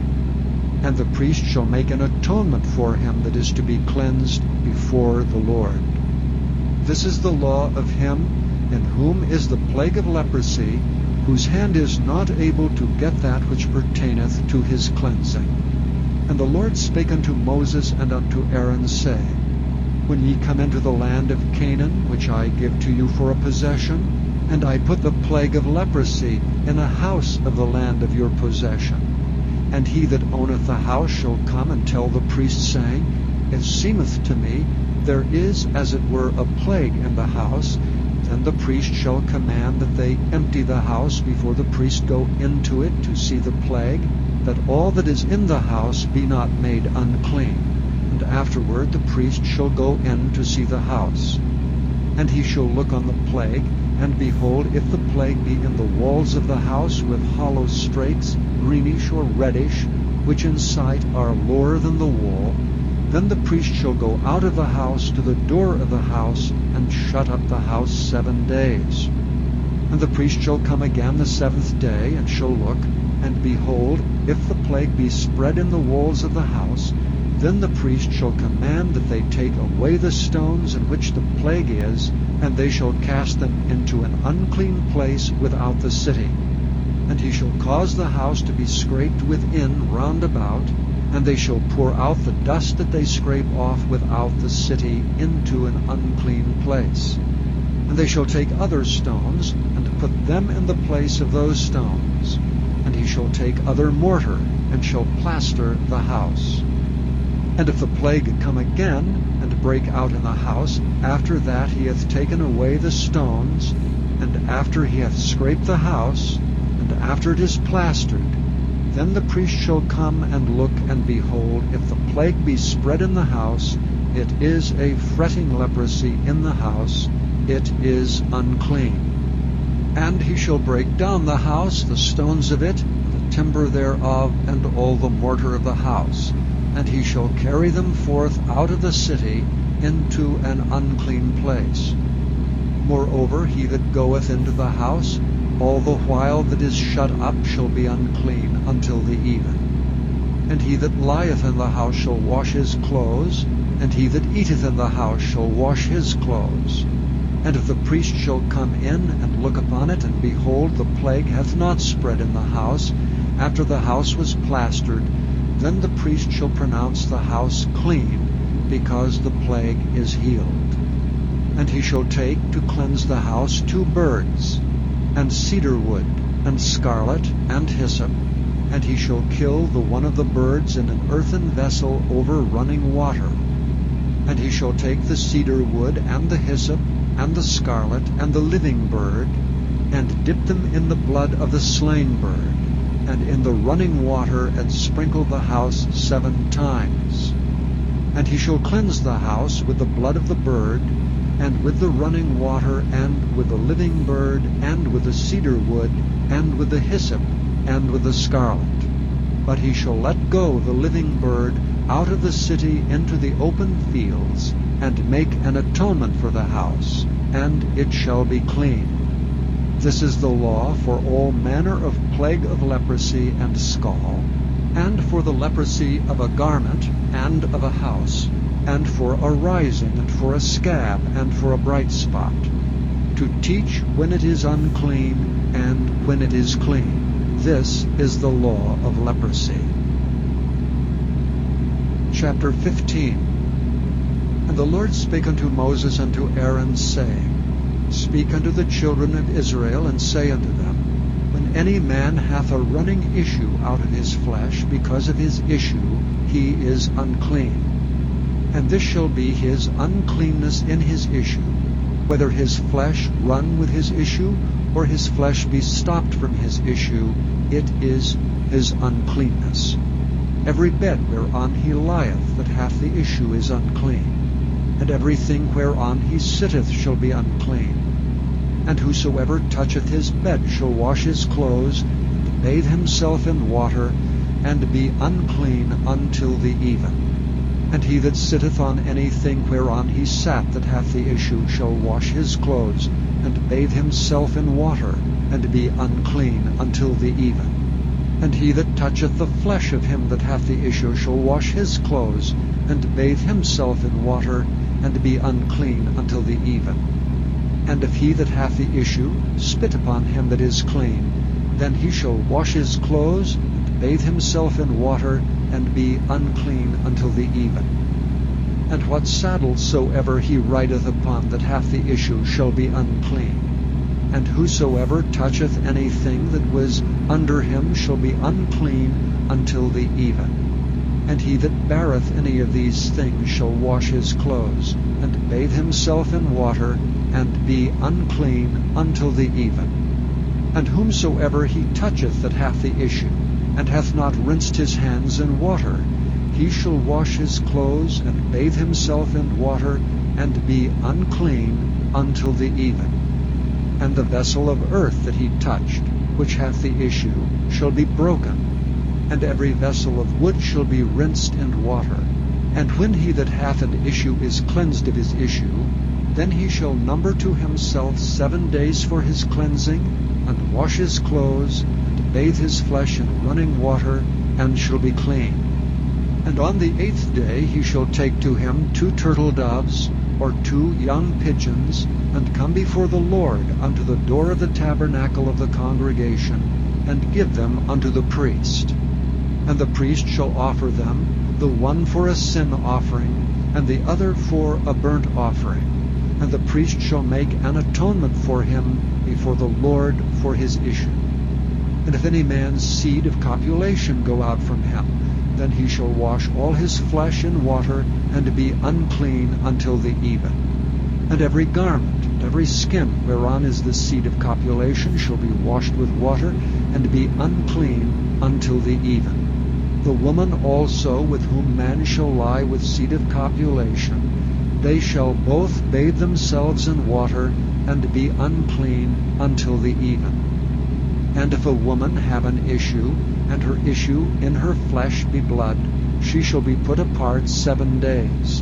And whosoever toucheth her shall be unclean until the even. And everything that she lieth upon in her separation shall be unclean. Everything also that she sitteth upon shall be unclean. And whosoever toucheth her bed shall wash his clothes, and bathe himself in water, and be unclean until the even. And whosoever toucheth anything that she sat upon shall wash his clothes, and bathe himself in water, and be unclean until the even. And if it be on her bed, or on anything whereon she sitteth, when he toucheth it, he shall be unclean until the even. And if any man lie with her at all, and her flowers be upon him, he shall be unclean 7 days, and all the bed whereon he lieth shall be unclean. And if a woman have an issue of her blood many days out of the time of her separation, or if it run beyond the time of her separation, all the days of the issue of her uncleanness shall be as the days of her separation, she shall be unclean. Every bed whereon she lieth all the days of her issue shall be unto her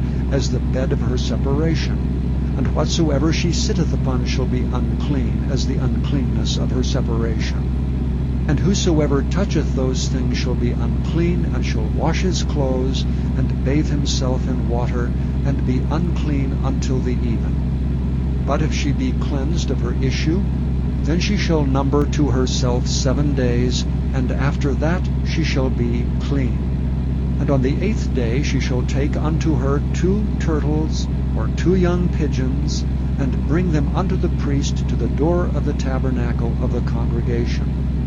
And the priest shall offer the one for a sin offering, and the other for a burnt offering. And the priest shall make an atonement for her before the Lord for the issue of her uncleanness.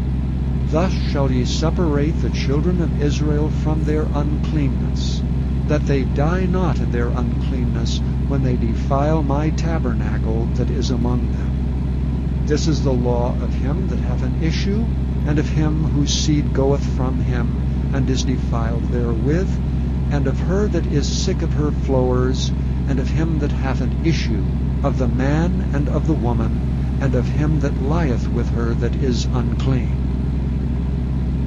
Chapter 16. And the Lord spake unto Moses after the death of the 2 sons of Aaron, when they offered before the Lord and died.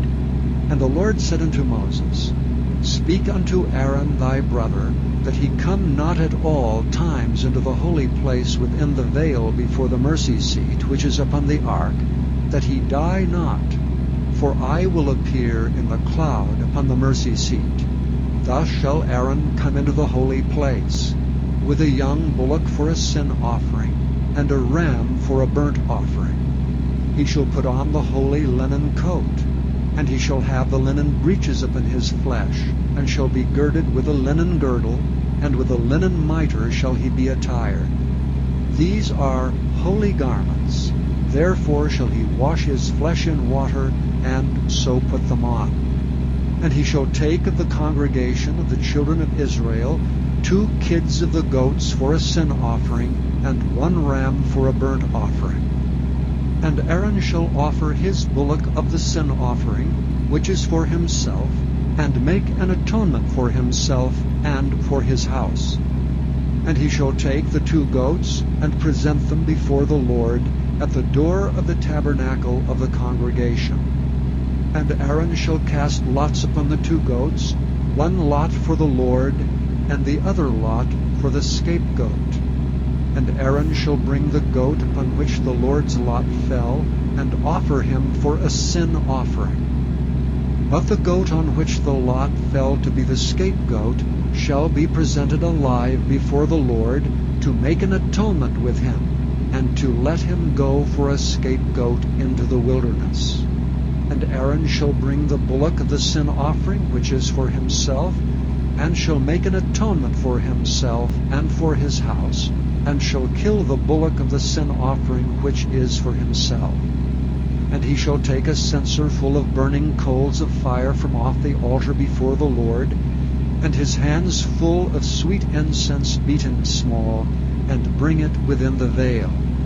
And he shall put the incense upon the fire before the Lord, that the cloud of the incense may cover the mercy seat that is upon the testimony, that he die not.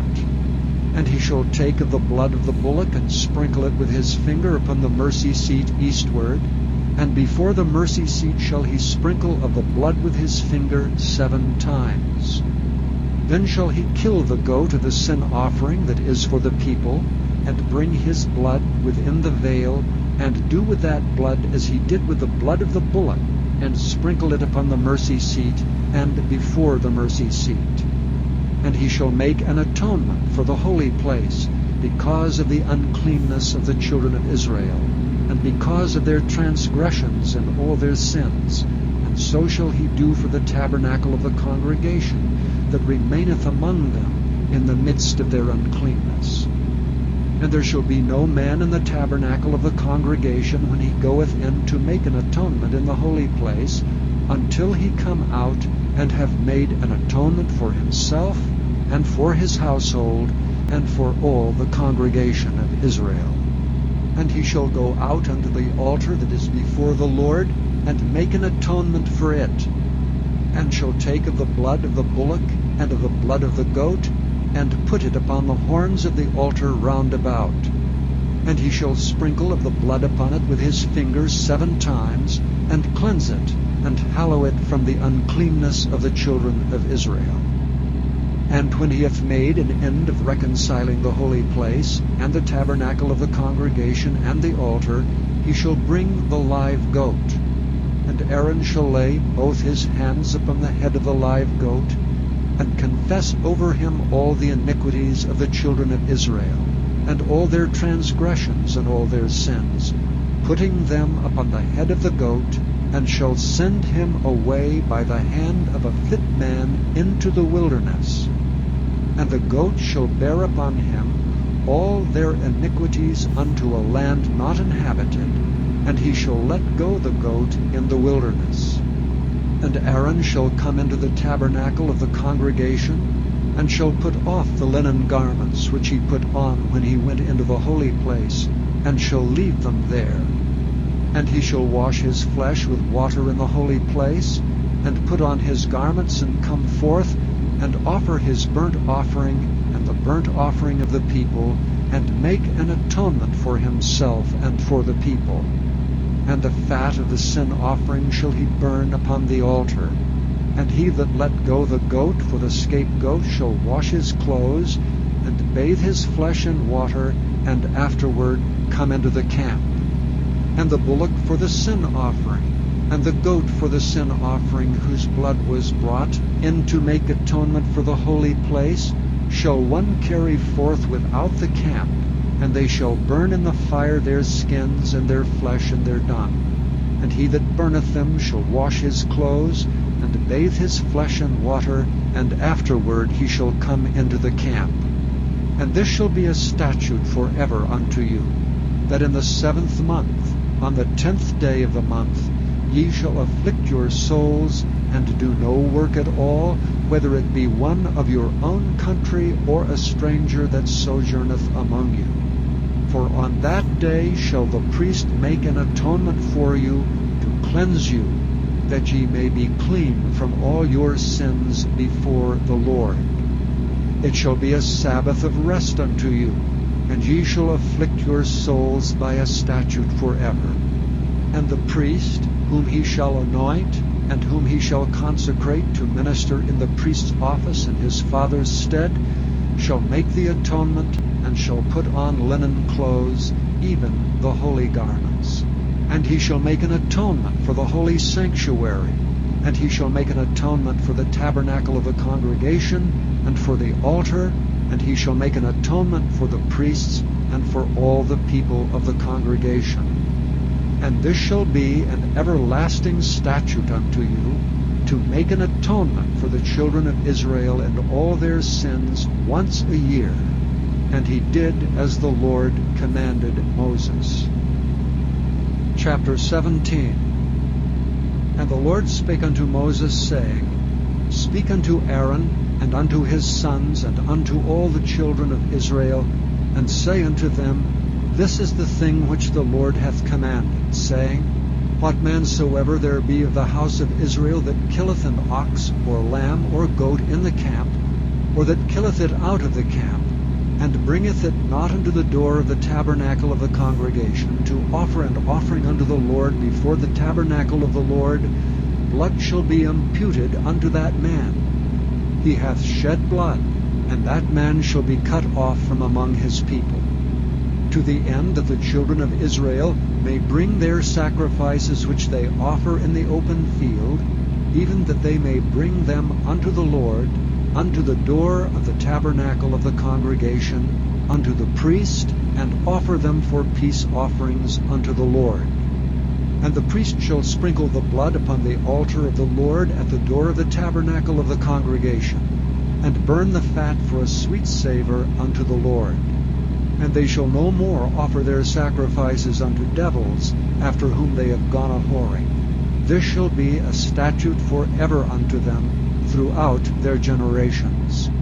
And thou shalt say unto them, Whatsoever man there be of the house of Israel, or of the strangers which sojourn among you, that offereth a burnt offering or sacrifice, and bringeth it not unto the door of the tabernacle of the congregation to offer it unto the Lord, even that man shall be cut off from among his people. And whatsoever man there be of the house of Israel, or of the strangers that sojourn among you, that eateth any manner of blood, I will even set my face against that soul that eateth blood, and will cut him off from among his people. For the life of the flesh is in the blood, and I have given it to you upon the altar, to make an atonement for your souls, for it is the blood that maketh an atonement for the soul. Therefore I said unto the children of Israel, No soul of you shall eat blood, neither shall any stranger that sojourneth among you eat blood. And whatsoever man there be of the children of Israel, or of the strangers that sojourn among you, which hunteth and catcheth any beast or fowl that may be eaten, he shall even pour out the blood thereof, and cover it with dust. For it is the life of all flesh, the blood of it is for the life thereof. Therefore I said unto the children of Israel, Ye shall eat the blood of no manner of flesh, for the life of all flesh is the blood thereof. Whosoever eateth it shall be cut off. And every soul that eateth that which died of itself, or that which was torn with beasts, whether it be one of your own country or a stranger, he shall both wash his clothes, and bathe himself in water, and be unclean until the even. Then shall he be clean. But if he wash them not, nor bathe his flesh, then he shall bear his iniquity. Chapter 18. And the Lord spake unto Moses, saying, Speak unto the children of Israel, and say unto them, I am the Lord your God. After the doings of the land of Egypt, wherein ye dwelt, shall ye not do. And after the doings of the land of Canaan, whither I bring you, shall ye not do. Neither shall ye walk in their ordinances. Ye shall do my judgments, and keep mine ordinances to walk therein. I am the Lord your God. Ye shall therefore keep my statutes and my judgments, which if a man do, he shall live in them. I am the Lord. None of you shall approach to any that is near of kin to him, to uncover their nakedness. I am the Lord. The nakedness of thy father, or the nakedness of thy mother, shalt thou not uncover. She is thy mother, thou shalt not uncover her nakedness. The nakedness of thy father's wife shalt thou not uncover, it is thy father's nakedness. The nakedness of thy sister, the daughter of thy father, or daughter of thy mother, whether she be born at home or born abroad, even their nakedness thou shalt not uncover. The nakedness of thy son's daughter, or of thy daughter's daughter, even their nakedness thou shalt not uncover. for theirs is thine own nakedness. The nakedness of thy father's wife's daughter, begotten of thy father, she is thy sister. Thou shalt not uncover her nakedness. Thou shalt not uncover the nakedness of thy father's sister. She is thy father's near kinswoman. Thou shalt not uncover the nakedness of thy mother's sister, for she is thy mother's near kinswoman. Thou shalt not uncover the nakedness of thy father's brother. Thou shalt not approach to his wife. She is thine aunt. Thou shalt not uncover the nakedness of thy daughter-in-law. She is thy son's wife. Thou shalt not uncover her nakedness. Thou shalt not uncover the nakedness of thy brother's wife. It is thy brother's nakedness. Thou shalt not uncover the nakedness of a woman and her daughter. Neither shalt thou take her son's daughter or her daughter's daughter to uncover her nakedness, for they are her near kinswomen. It is wickedness. Neither shalt thou take a wife to her sister to vex her, to uncover her nakedness beside the other in her lifetime. Also thou shalt not approach unto a woman to uncover her nakedness, as long as she is put apart for her uncleanness. Moreover, thou shalt not lie carnally with thy neighbor's wife, to defile thyself with her. And thou shalt not let any of thy seed pass through the fire to Molech. Neither shalt thou profane the name of thy God. I am the Lord. Thou shalt not lie with mankind, as with womankind. It is abomination. Neither shalt thou lie with any beast to defile thyself therewith. Neither shall any woman stand before a beast to lie down thereto. It is confusion. Defile not ye yourselves in any of these things, for in all these the nations are defiled which I cast out before you, and the land is defiled. Therefore I do visit the iniquity thereof upon it, and the land itself vomiteth out her inhabitants.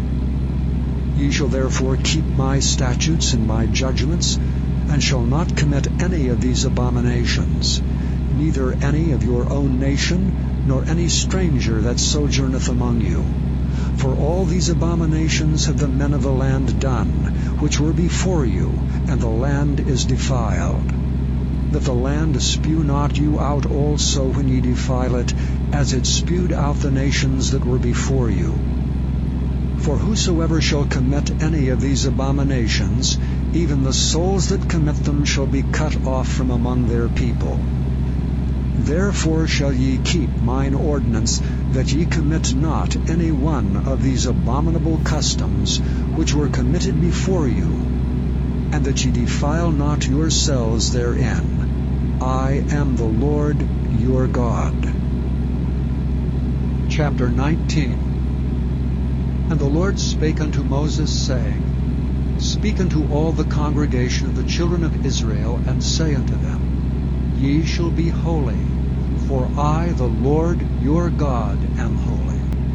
Ye shall fear every man his mother and his father, and keep my Sabbaths. I am the Lord your God. Turn ye not unto idols, nor make to yourselves molten gods. I am the Lord your God. And if ye offer a sacrifice of peace offerings unto the Lord, ye shall offer it at your own will. It shall be eaten the same day ye offer it, and on the morrow, if aught remain until the third day, it shall be burnt in the fire. And if it be eaten at all on the third day, it is abominable. It shall not be accepted. Therefore every one that eateth it shall bear his iniquity, because he hath profaned the hallowed thing of the Lord, and that soul shall be cut off from among his people. And when ye reap the harvest of your land, thou shalt not wholly reap the corners of thy field, neither shalt thou gather the gleanings of thy harvest. And thou shalt not glean thy vineyard, neither shalt thou gather every grape of thy vineyard. Thou shalt leave them for the poor and stranger. I am the Lord your God. Ye shall not steal, neither deal falsely, neither lie one to another. And ye shall not swear by my name falsely, neither shalt thou profane the name of thy God. I am the Lord. Thou shalt not defraud thy neighbor, neither rob him. The wages of him that is hired shall not abide with thee all night until the morning. Thou shalt not curse the deaf, nor put a stumbling block before the blind, but shalt fear the Lord thy God. I am the Lord. Ye shall do no unrighteousness in judgment. Thou shalt not respect the person of the poor, nor honor the person of the mighty, but in righteousness shalt thou judge thy neighbor. Thou shalt not go up and down as a talebearer among thy people, neither shalt thou stand against the blood of thy neighbor. I am the Lord. Thou shalt not hate thy brother in thine heart. Thou shalt in any wise rebuke thy neighbor, and not suffer sin upon him. Thou shalt not avenge nor bear any grudge against the children of thy people, but thou shalt love thy neighbor as thyself. I am the Lord. Ye shall keep my statutes. Thou shalt not let thy cattle gender with a diverse kind. Thou shalt not sow thy field with mingled seed, neither shall a garment mingled of linen and woolen come upon thee. And whosoever lieth carnally with a woman, that is a bondmaid betrothed to an husband, and not at all redeemed, nor freedom given her, she shall be scourged. They shall not be put to death, because she was not free. And he shall bring his trespass offering unto the Lord, unto the door of the tabernacle of the congregation, even a ram for a trespass offering. And the priest shall make an atonement for him with the ram of the trespass offering before the Lord for his sin which he hath done, and the sin which he hath done shall be forgiven him. And when ye shall come into the land, and shall have planted all manner of trees for food, then ye shall count the fruit thereof as uncircumcised. 3 years shall it be as uncircumcised unto you. It shall not be eaten of. But in the 4th year all the fruit thereof shall be holy to praise the Lord withal. And in the 5th year shall ye eat of the fruit thereof, that it may yield unto you the increase thereof. I am the Lord your God. Ye shall not eat anything with blood, neither shall ye use enchantment, nor observe times. Ye shall not round the corners of your heads, neither shalt thou mar the corners of thy beard. Ye shall not make any cuttings in your flesh for the dead, nor print any marks upon you. I am the Lord. Do not prostitute thy daughter to cause her to be a whore, lest the land fall to whoredom, and the land become full of wickedness. Ye shall keep my Sabbaths, and reverence my sanctuary. I am the Lord. Regard not them that have familiar spirits, neither seek after wizards to be defiled by them. I am the Lord your God. Thou shalt rise up before the hoary head, and honor the face of the old man, and fear thy God. I am the Lord. And if a stranger sojourn with thee in your land, ye shall not vex him. But the stranger that dwelleth with you shall be unto you as one born among you, and thou shalt love him as thyself. For ye were strangers in the land of Egypt. I am the Lord your God. Ye shall do no unrighteousness in judgment, in meter yard, in weight, or in measure. Just balances, just weights, a just ephah, and a just hin shall ye have. I am the Lord your God, which brought you out of the land of Egypt. Therefore shall ye observe all my statutes, and all my judgments, and do them. I am the Lord. Chapter 20. And the Lord spake unto Moses, saying, Again thou shalt say to the children of Israel, Whosoever he be of the children of Israel, or of the strangers that sojourn in Israel, that giveth any of his seed unto Moloch, he shall surely be put to death. The people of the land shall stone him with stones. And I will set my face against that man, and will cut him off from among his people, because he hath given of his seed unto Moloch to defile my sanctuary, and to profane my holy name. And if the people of the land do any ways hide their eyes from the man, when he giveth of his seed unto Moloch, and kill him not, then I will set my face against that man and against his family, and will cut him off, and all that go a-whoring after him, to commit whoredom with Moloch, from among their people. And the soul that turneth after such as have familiar spirits, and after wizards, to go a-whoring after them, I will even set my face against that soul, and will cut him off from among his people. Sanctify yourselves therefore, and be ye holy, for I am the Lord your God. And ye shall keep my statutes, and do them. I am the Lord which sanctify you. For every one that curseth his father or his mother shall be surely put to death. He hath cursed his father or his mother, his blood shall be upon him. And the man that committeth adultery with another man's wife, even he that committeth adultery with his neighbor's wife, the adulterer and the adulteress shall surely be put to death. And the man that lieth with his father's wife hath uncovered his father's nakedness. Both of them shall surely be put to death. Their blood shall be upon them. And if a man lie with his daughter-in-law, both of them shall surely be put to death. They have wrought confusion. Their blood shall be upon them. If a man also lie with mankind, as he lieth with a woman, both of them have committed an abomination. They shall surely be put to death. Their blood shall be upon them. And if a man take a wife and her mother, it is wickedness. They shall be burnt with fire, both he and they, that there be no wickedness among you. And if a man lie with a beast, he shall surely be put to death, and ye shall slay the beast. And if a woman approach unto any beast, and lie down thereto, thou shalt kill the woman and the beast. They shall surely be put to death. Their blood shall be upon them. And if a man shall take his sister, his father's daughter, or his mother's daughter, and see her nakedness, and she see his nakedness, it is a wicked thing, and they shall be cut off in the sight of their people. He hath uncovered his sister's nakedness, he shall bear his iniquity. And if a man shall lie with a woman having her sickness, and shall uncover her nakedness, he hath discovered her fountain, and she hath uncovered the fountain of her blood, and both of them shall be cut off from among their people.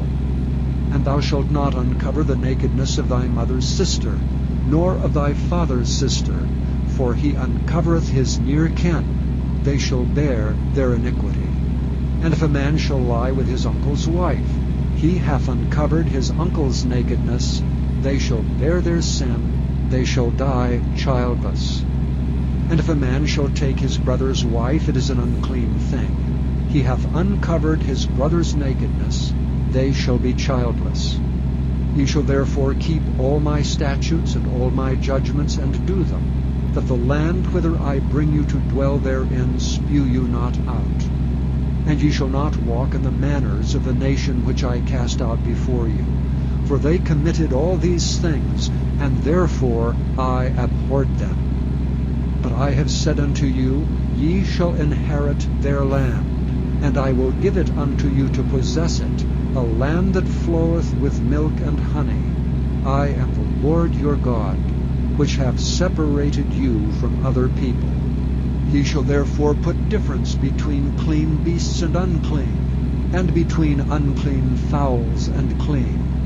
And ye shall not make your souls abominable by beast or by fowl, or by any manner of living thing that creepeth on the ground, which I have separated from you as unclean. And ye shall be holy unto me, for I the Lord am holy, and have severed you from other people, that ye should be mine. A man also or woman that hath a familiar spirit, or that is a wizard, shall surely be put to death. They shall stone them with stones. Their blood shall be upon them. Chapter 21. And the Lord said unto Moses, Speak unto the priests, the sons of Aaron, and say unto them, There shall none be defiled for the dead among his people, but for his kin that is near unto him, that is, for his mother, and for his father, and for his son, and for his daughter, and for his brother, and for his sister a virgin, that is nigh unto him, which hath had no husband, for her may he be defiled. But he shall not defile himself, being a chief man among his people, to profane himself. They shall not make baldness upon their head, neither shall they shave off the corner of their beard, nor make any cuttings in their flesh. They shall be holy unto their God, and not profane the name of their God. For the offerings of the Lord made by fire, and the bread of their God they do offer. Therefore they shall be holy.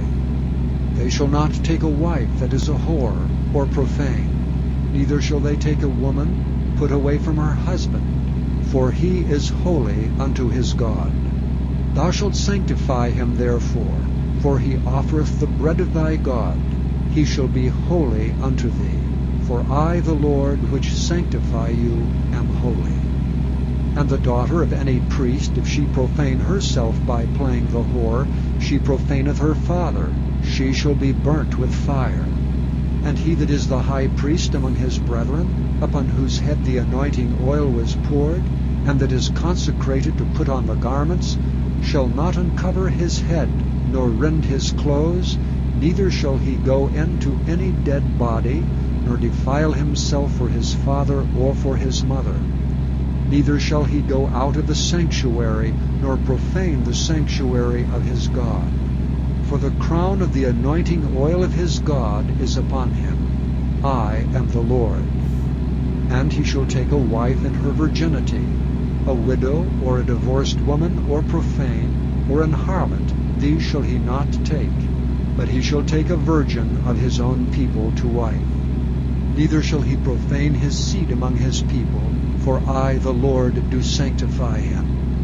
And the Lord spake unto Moses, saying, Speak unto Aaron, saying, Whosoever he be of thy seed in their generation, that hath any blemish, let him not approach to offer the bread of his God. For whatsoever man he be that hath a blemish, he shall not approach, a blind man, or lame, or he that hath a flat nose, or anything superfluous, or a man that is broken-footed or broken-handed, or crook-backed, or a dwarf, or that hath a blemish in his eye, or be scurvy, or scabbed, or hath his stones broken. No man that hath a blemish of the seed of Aaron the priest shall come nigh to offer the offerings of the Lord made by fire. He hath a blemish, he shall not come nigh to offer the bread of his God. He shall eat the bread of his God, both of the most holy and of the holy. Only he shall not go in unto the veil, nor come nigh unto the altar, because he hath a blemish, that he profane not my sanctuaries. For I, the Lord, do sanctify them. And Moses told it unto Aaron, and to his sons, and to all the children of Israel. Chapter 22. And the Lord spake unto Moses, saying, Speak unto Aaron and to his sons, that they separate themselves from the holy things of the children of Israel, and that they profane not my holy name and those things which they hallow unto me. I am the Lord. Say unto them, Whosoever he be of all your seed among your generations, that goeth unto the holy things which the children of Israel hallow unto the Lord, having his uncleanness upon him, that soul shall be cut off from my presence. I am the Lord.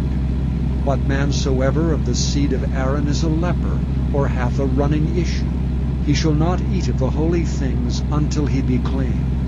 And whoso toucheth anything that is unclean by the dead, or a man whose seed goeth from him, or whosoever toucheth any creeping thing whereby he may be made unclean, or a man of whom he may take uncleanness, whatsoever uncleanness he hath, the soul which hath touched any such shall be unclean until even, and shall not eat of the holy things, unless he wash his flesh with water.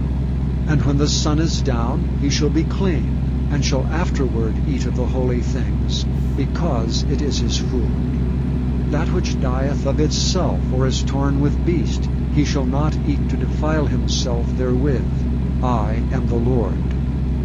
They shall therefore keep mine ordinance, lest they bear sin for it, and die therefore if they profane it. I, the Lord, do sanctify them. There shall no stranger eat of the holy thing. A sojourner of the priest or an hired servant shall not eat of the holy thing. But if the priest buy any soul with his money, he shall eat of it, and he that is born in his house, they shall eat of his meat. If the priest's daughter also be married unto a stranger, she may not eat of an offering of the holy things. But if the priest's daughter be a widow or divorced, and have no child, and is returned unto her father's house as in her youth, she shall eat of her father's meat. But there shall no stranger eat thereof. And if a man eat of the holy thing unwittingly, then he shall put the fifth part thereof unto it, and shall give it unto the priest with the holy thing. And they shall not profane the holy things of the children of Israel, which they offer unto the Lord, or suffer them to bear the iniquity of trespass when they eat their holy things. For I, the Lord, do sanctify them. And the Lord spake unto Moses, saying, Speak unto Aaron and to his sons, and to all the children of Israel, and say unto them, Whatsoever he be of the house of Israel, or of the strangers in Israel, that will offer his oblation for all his vows, and for all his freewill offerings, which they will offer unto the Lord for a burnt offering, ye shall offer at your own will a male without blemish of the beeves, of the sheep, or of the goats. But whatsoever hath a blemish, that shall ye not offer, for it shall not be acceptable for you. And whosoever offereth a sacrifice of peace offerings unto the Lord to accomplish his vow, or a freewill offering in beeves or sheep, it shall be perfect to be accepted. There shall be no blemish therein. Blind or broken or maimed, or having a wen or scurvy or scab, ye shall not offer these unto the Lord, nor make an offering by fire of them upon the altar unto the Lord. Either a bullock or a lamb that hath anything superfluous or lacking in his parts, that mayest thou offer for a freewill offering, but for a vow it shall not be accepted. Ye shall not offer unto the Lord that which is bruised, or crushed, or broken, or cut. Neither shall ye make any offering thereof in your land. Neither from a stranger's hand shall ye offer the bread of your God of any of these, because their corruption is in them, and blemishes be in them. They shall not be accepted for you. And the Lord spake unto Moses, saying, When a bullock or a sheep or a goat is brought forth, then it shall be 7 days under the dam, and from the 8th day and thenceforth it shall be accepted for an offering made by fire unto the Lord. And whether it be cow or ewe, ye shall not kill it and her young both in 1 day. And when ye will offer a sacrifice of thanksgiving unto the Lord, offer it at your own will. On the same day it shall be eaten up. Ye shall leave none of it until the morrow. I am the Lord. Therefore shall ye keep my commandments and do them. I am the Lord. Neither shall ye profane my holy name, but I will be hallowed among the children of Israel. I am the Lord which hallow you, that brought you out of the land of Egypt to be your God. I am the Lord. Chapter 23. And the Lord spake unto Moses, saying, Speak unto the children of Israel, and say unto them, Concerning the feasts of the Lord, which ye shall proclaim to be holy convocations, even these are my feasts. 6 days shall work be done, but the 7th day is the Sabbath of rest and holy convocation. Ye shall do no work therein. It is the Sabbath of the Lord in all your dwellings. These are the feasts of the Lord, even holy convocations, which ye shall proclaim in their seasons. In the 14th day of the 1st month at even is the Lord's Passover. And on the 15th day of the same month is the feast of unleavened bread unto the Lord. 7 days ye must eat unleavened bread. In the 1st day ye shall have an holy convocation. Ye shall do no servile work therein, but ye shall offer an offering made by fire unto the Lord 7 days. In the 7th day is an holy convocation. Ye shall do no servile work therein. And the Lord spake unto Moses, saying, Speak unto the children of Israel, and say unto them, When ye be come into the land which I give unto you, and shall reap the harvest thereof, then ye shall bring a sheaf of the first fruits of your harvest unto the priest. And he shall wave the sheaf before the Lord, to be accepted for you. On the morrow after the Sabbath the priest shall wave it. And ye shall offer that day, when ye wave the sheaf, an he lamb without blemish of the first year for a burnt offering unto the Lord. And the meat offering thereof shall be 2/10 deals of fine flour mingled with oil, an offering made by fire unto the Lord for a sweet savour. And the drink offering thereof shall be of wine, the 4th part of an hin. And ye shall eat neither bread, nor parched corn, nor green ears, until the selfsame day that ye have brought an offering unto your God. It shall be a statute forever throughout your generations in all your dwellings. And ye shall count unto you from the morrow after the Sabbath, from the day that ye brought the sheaf of the wave offering. 7 Sabbaths shall be complete. Even unto the morrow after the 7th Sabbath shall ye number 50 days, and ye shall offer a new meat offering unto the Lord. Ye shall bring out of your habitations 2 wave loaves of 2/10 deals. They shall be of fine flour. They shall be baken with leaven. They are the firstfruits unto the Lord. And ye shall offer with the bread 7 lambs without blemish of the first year, and 1 young bullock, and 2 rams. They shall be for a burnt offering unto the Lord, with their meat offering and their drink offerings, even an offering made by fire of sweet savour unto the Lord. Then ye shall sacrifice 1 kid of the goats for a sin offering, and 2 lambs of the first year for a sacrifice of peace offerings. And the priest shall wave them with the bread of the first fruits for a wave offering before the Lord, with the 2 lambs. They shall be holy to the Lord for the priest. And ye shall proclaim on the selfsame day, that it may be an holy convocation unto you. Ye shall do no servile work therein. It shall be a statute forever in all your dwellings throughout your generations. And when ye reap the harvest of your land, thou shalt not make clean riddance of the corners of thy field when thou reapest, neither shalt thou gather any gleaning of thy harvest. Thou shalt leave them unto the poor and to the stranger. I am the Lord your God. And the Lord spake unto Moses, saying, Speak unto the children of Israel, saying, In the 7th month, in the 1st day of the month, shall ye have a Sabbath, a memorial of blowing of trumpets, and holy convocation. Ye shall do no servile work therein, but ye shall offer an offering made by fire unto the Lord. And the Lord spake unto Moses, saying, Also on the 10th day of this 7th month there shall be a day of atonement. It shall be an holy convocation unto you. And ye shall afflict your souls, and offer an offering made by fire unto the Lord. And ye shall do no work in that same day, for it is a day of atonement, to make an atonement for you before the Lord your God. For whatsoever soul it be that shall not be afflicted in that same day, he shall be cut off from among his people. And whatsoever soul it be that doeth any work in that same day, the same soul will I destroy from among his people. Ye shall do no manner of work. It shall be a statute forever throughout your generations in all your dwellings. It shall be unto you a Sabbath of rest, and ye shall afflict your souls. In the 9th day of the month at even, from even unto even, shall ye celebrate your Sabbath.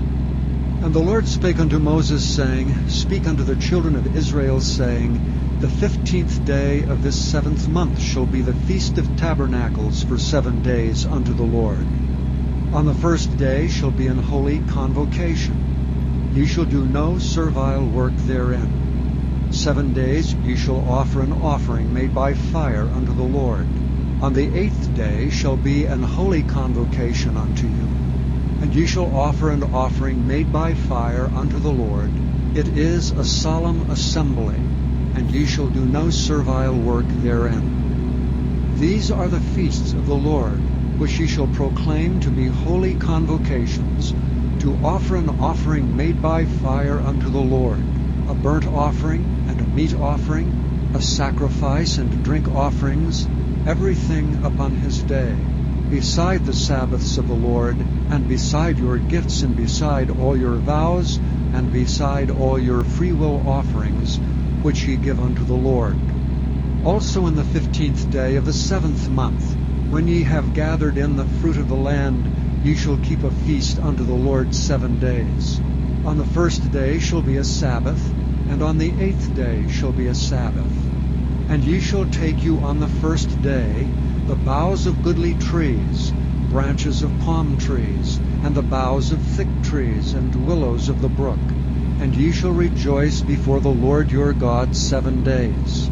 And ye shall keep it a feast unto the Lord 7 days in the year. It shall be a statute forever in your generations. Ye shall celebrate it in the 7th month.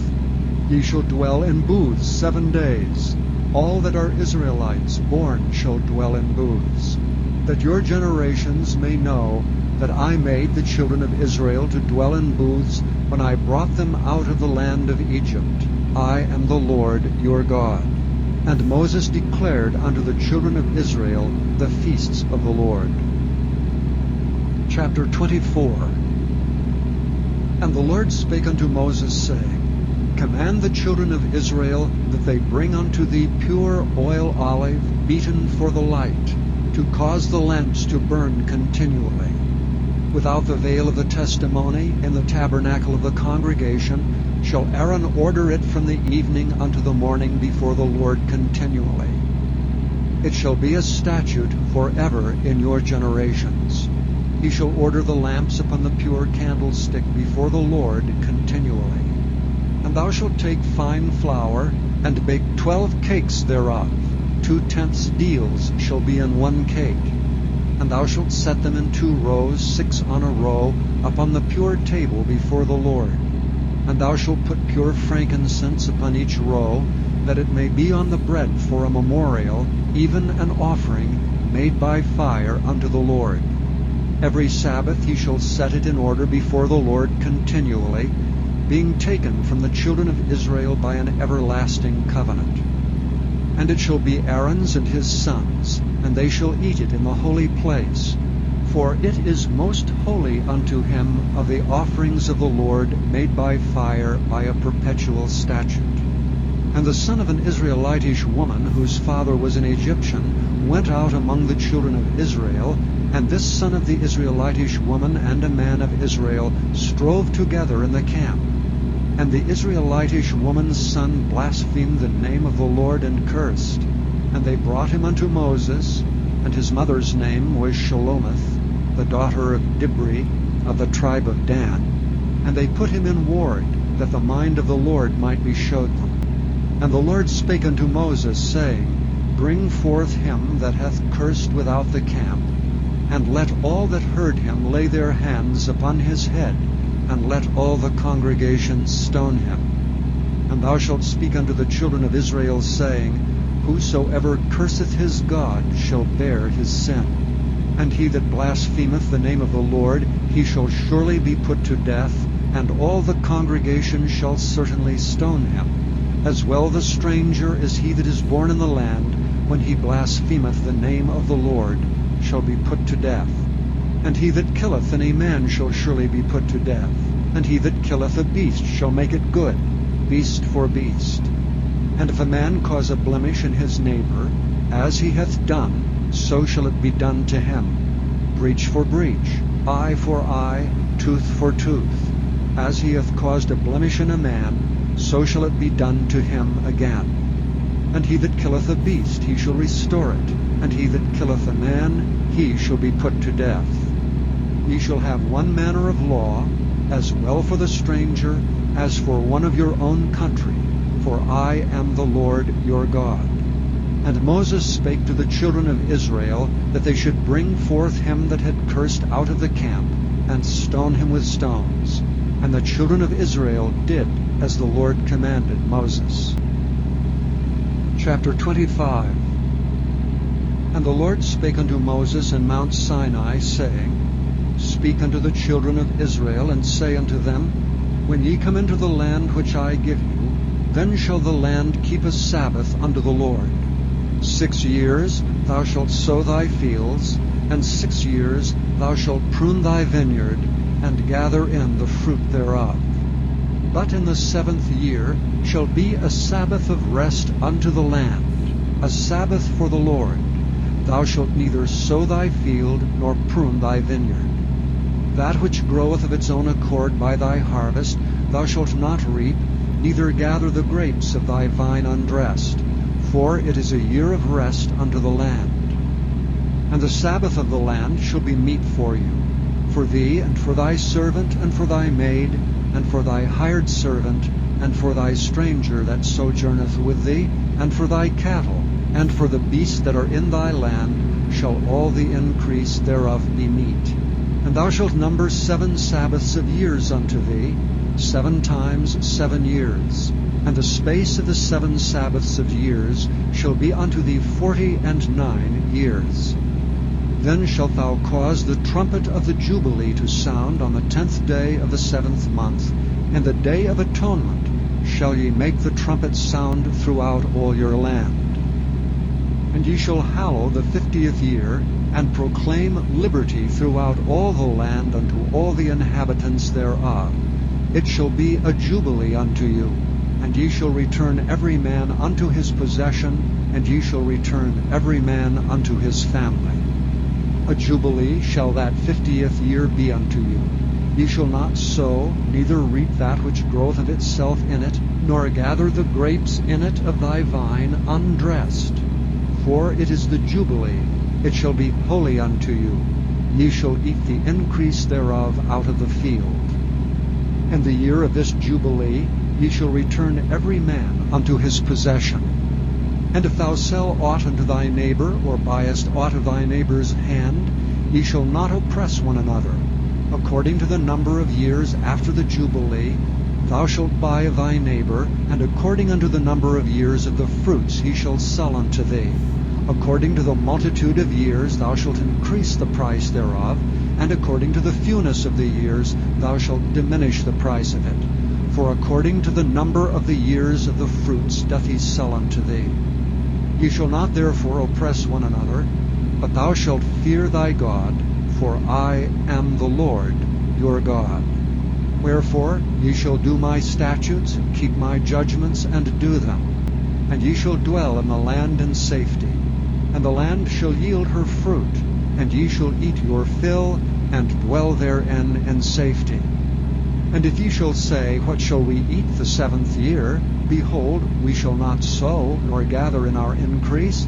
Then I will command my blessing upon you in the 6th year, and it shall bring forth fruit for 3 years. And ye shall sow the 8th year, and eat yet of the old fruit until the 9th year. Until her fruits come in, ye shall eat of the old store. The land shall not be sold forever, for the land is mine. For ye are strangers and sojourners with me. And in all the land of your possession ye shall grant a redemption for the land. If thy brother be waxen poor, and hath sold away some of his possession, and if any of his kin come to redeem it, then shall he redeem that which his brother sold. And if the man have none to redeem it, and himself be able to redeem it, then let him count the years of the sale thereof, and restore the overplus unto the man to whom he sold it, that he may return unto his possession. But if he be not able to restore it to him, then that which is sold shall remain in the hand of him that hath bought it until the year of Jubilee, and in the Jubilee it shall go out, and he shall return unto his possession. And if a man sell a dwelling house in a walled city, then he may redeem it within a whole year after it is sold. Within a full year may he redeem it. And if it be not redeemed within the space of a full year, then the house that is in the walled city shall be established forever to him that bought it throughout his generations.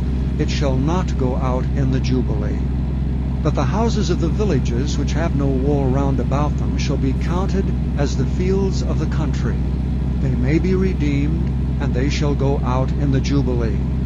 Notwithstanding, the cities of the Levites and the houses of the cities of their possession may the Levites redeem at any time. And if a man purchase of the Levites, then the house that was sold and the city of his possession shall go out in the year of Jubilee. For the houses of the cities of the Levites are their possession among the children of Israel. But the field of the suburbs of their cities may not be sold, for it is their perpetual possession. And if thy brother be waxen poor, and fallen in decay with thee, then thou shalt relieve him, yea, though he be a stranger or a sojourner, that he may live with thee. Take thou no usury of him, or increase, but fear thy God, that thy brother may live with thee. Thou shalt not give him thy money upon usury, nor lend him thy victuals for increase. I am the Lord your God, which brought you forth out of the land of Egypt, to give you the land of Canaan, and to be your God. And if thy brother that dwelleth by thee be waxen poor, and be sold unto thee, thou shalt not compel him to serve as a bondservant, but as an hired servant, and as a sojourner, he shall be with thee, and shall serve thee unto the year of Jubilee. And then shall he depart from thee, both he and his children with him, and shall return unto his own family, and unto the possession of his fathers shall he return. For they are my servants which I brought forth out of the land of Egypt. They shall not be sold as bondmen. Thou shalt not rule over him with rigor, but shalt fear thy God. Both thy bondmen and thy bondmaids which thou shalt have shall be of the heathen that are round about you. Of them shall ye buy bondmen and bondmaids. Moreover, of the children of the strangers that do sojourn among you, of them shall ye buy, and of their families that are with you, which they begat in your land, and they shall be your possession. And ye shall take them as an inheritance for your children after you, to inherit them for a possession. They shall be your bondmen forever. But over your brethren, the children of Israel, ye shall not rule one over another with rigor.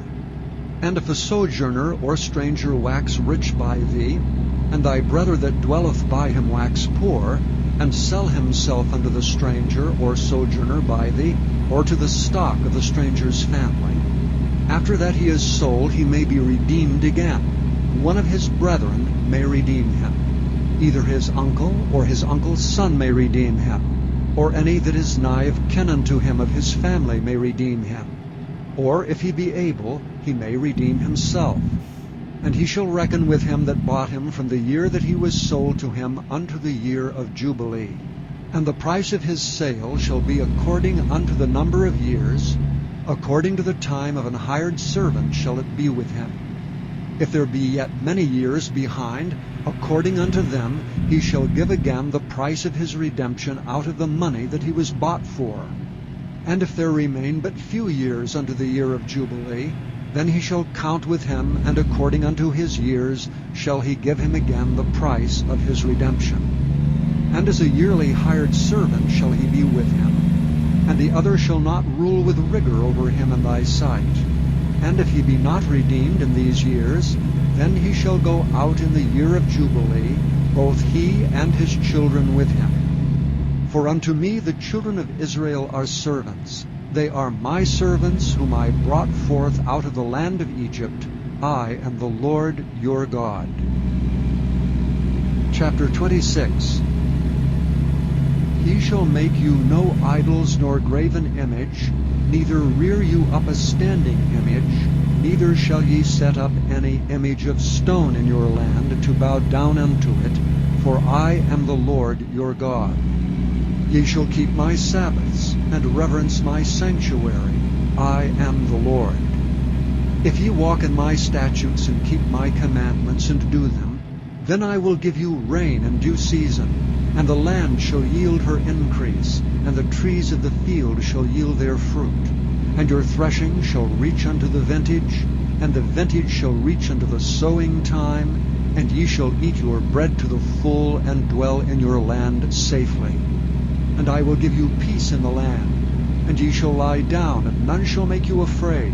And I will rid evil beasts out of the land, neither shall the sword go through your land. And ye shall chase your enemies, and they shall fall before you by the sword. And 5 of you shall chase 100, and 100 of you shall put 10,000 to flight, and your enemies shall fall before you by the sword. For I will have respect unto you, and make you fruitful, and multiply you, and establish my covenant with you. And ye shall eat old store, and bring forth the old because of the new. And I will set my tabernacle among you, and my soul shall not abhor you. And I will walk among you, and will be your God, and ye shall be my people. I am the Lord your God, which brought you forth out of the land of Egypt, that ye should not be their bondmen. And I have broken the bands of your yoke, and made you go upright. But if ye will not hearken unto me, and will not do all these commandments, and if ye shall despise my statutes, or if your soul abhor my judgments, so that ye will not do all my commandments, but that ye break my covenant, I also will do this unto you. I will even appoint over you terror, consumption, and the burning ague, that shall consume the eyes and cause sorrow of heart. And ye shall sow your seed in vain, for your enemies shall eat it. And I will set my face against you, and ye shall be slain before your enemies. They that hate you shall reign over you, and ye shall flee when none pursueth you. And if ye will not yet for all this hearken unto me, then I will punish you 7 times more for your sins. And I will break the pride of your power, and I will make your heaven as iron, and your earth as brass, and your strength shall be spent in vain. For your land shall not yield her increase, neither shall the trees of the land yield their fruits. And if ye walk contrary unto me, and will not hearken unto me, I will bring 7 times more plagues upon you according to your sins. I will also send wild beasts among you, which shall rob you of your children, and destroy your cattle, and make you few in number. And your highways shall be desolate. And if ye will not be reformed by me by these things, but will walk contrary unto me, then will I also walk contrary unto you, and will punish you yet 7 times for your sins. And I will bring a sword upon you, that shall avenge the quarrel of my covenant. And when ye are gathered together within your cities, I will send the pestilence among you, and ye shall be delivered into the hand of the enemy. And when I have broken the staff of your bread, 10 women shall bake your bread in one oven, and they shall deliver you your bread again by weight, and ye shall eat and not be satisfied. And if ye will not for all this hearken unto me, but walk contrary unto me, then I will walk contrary unto you also in fury, and I, even I, will chastise you 7 times for your sins. And ye shall eat the flesh of your sons, and the flesh of your daughters shall ye eat. And I will destroy your high places, and cut down your images, and cast your carcasses upon the carcasses of your idols, and my soul shall abhor you. And I will make your cities waste, and bring your sanctuaries unto desolation. And I will not smell the savor of your sweet odors. And I will bring the land unto desolation, and your enemies which dwell therein shall be astonished at it. And I will scatter you among the heathen, and will draw out a sword after you, and your land shall be desolate, and your cities waste. Then shall the land enjoy her Sabbaths, as long as it lieth desolate, and ye be in your enemy's land. Even then shall the land rest, and enjoy her Sabbaths. As long as it lieth desolate, it shall rest, because it did not rest in your Sabbaths, when ye dwelt upon it. And upon them that are left alive of you I will send a faintness into their hearts in the lands of their enemies, and the sound of a shaken leaf shall chase them. They shall flee as fleeing from a sword, and they shall fall when none pursueth. They shall fall one upon another, as it were before a sword, when none pursueth, and ye shall have no power to stand before your enemies. And ye shall perish among the heathen, and the land of your enemies shall eat you up. And they that are left of you shall pine away in their iniquity in your enemies' lands, and also in the iniquities of their fathers shall they pine away with them. If they shall confess their iniquity, and the iniquity of their fathers, with their trespass which they trespassed against me, and that also they have walked contrary unto me, and that I also have walked contrary unto them, and have brought them into the land of their enemies, if then their uncircumcised hearts be humbled, and they then accept of the punishment of their iniquity, then will I remember my covenant with Jacob, and also my covenant with Isaac, and also my covenant with Abraham will I remember, and I will remember the land.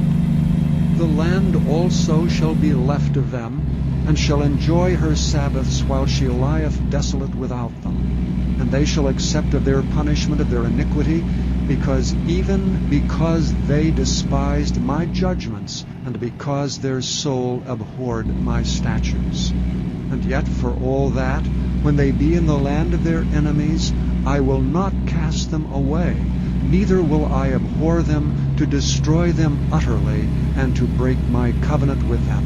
For I am the Lord their God. But I will for their sakes remember the covenant of their ancestors, whom I brought forth out of the land of Egypt in the sight of the heathen, that I might be their God. I am the Lord. These are the statutes and judgments and laws which the Lord made between him and the children of Israel in Mount Sinai by the hand of Moses. Chapter 27.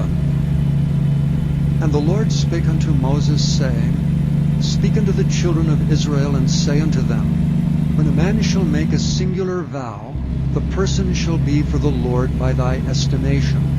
And thy estimation shall be of the male from 20 years old, even unto 60 years old. Even thy estimation shall be 50 shekels of silver, after the shekel of the sanctuary. And if it be a female, then thy estimation shall be 30 shekels. And if it be from 5 years old, even unto 20 years old, then thy estimation shall be of the male 20 shekels, and for the female 10 shekels. And if it be from a month old, even unto 5 years old, then thy estimation shall be of the male 5 shekels of silver, and for the female thy estimation shall be 3 shekels of silver. And if it be from 60 years old and above, if it be a male, then thy estimation shall be 15 shekels, and for the female 10 shekels. And if he be poorer than thy estimation, then he shall present himself before the priest, and the priest shall value him. According to his ability that vowed shall the priest value him. And if it be a beast whereof man bring an offering unto the Lord, all that any man giveth of such unto the Lord shall be holy. He shall not alter it, nor change it, a good for a bad, or a bad for a good. And if he shall at all change beast for beast, then it and the exchange thereof shall be holy. And if it be any unclean beast, of which they do not offer a sacrifice unto the Lord, then he shall present the beast before the priest. And the priest shall value it, whether it be good or bad. As thou valuest it who art the priest, so shall it be. But if he will at all redeem it, then he shall add a 5th part thereof unto thy estimation.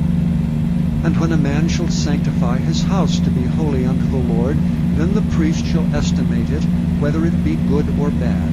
As the priest shall estimate it, so shall it stand.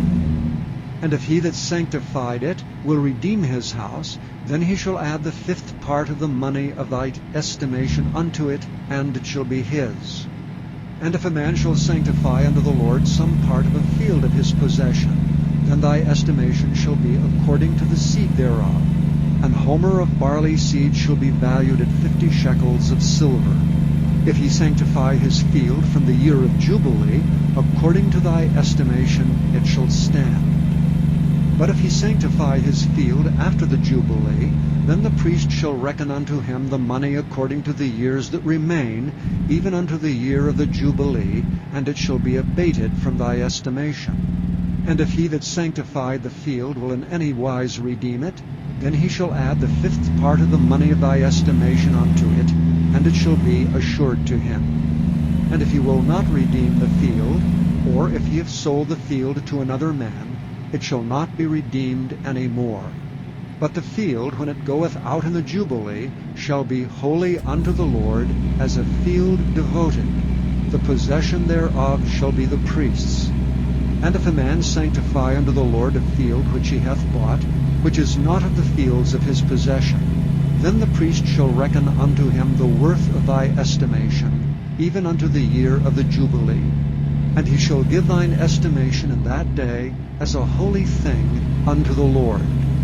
And in the year of the Jubilee the field shall return unto him of whom it was bought, even to him to whom the possession of the land did belong.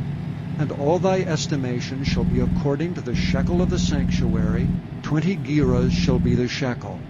Only the firstling of the beasts which should be the Lord's firstling, no man shall sanctify it, whether it be ox or sheep, it is the Lord's. And if it be of an unclean beast, then he shall redeem it according to thine estimation, and add a 5th part of it thereto, or if it be not redeemed, then it shall be sold according to thy estimation. Notwithstanding, no devoted thing that a man shall devote unto the Lord of all that he hath, both of man and beast, and of the field of his possession, shall be sold or redeemed. Every devoted thing is most holy unto the Lord. None devoted which shall be devoted of men shall be redeemed, but shall surely be put to death. And all the tithe of the land, whether of the seed of the land or of the fruit of the tree, is the Lord's. It is holy unto the Lord. And if a man will at all redeem aught of his tithes, he shall add thereto the 5th part thereof. And concerning the tithe of the herd, or of the flock, even of whatsoever passeth under the rod, the 10th shall be holy unto the Lord. He shall not search whether it be good or bad, neither shall he change it. And if he change it at all, then both it and the change thereof shall be holy, it shall not be redeemed. These are the commandments which the Lord commanded Moses for the children of Israel in Mount Sinai.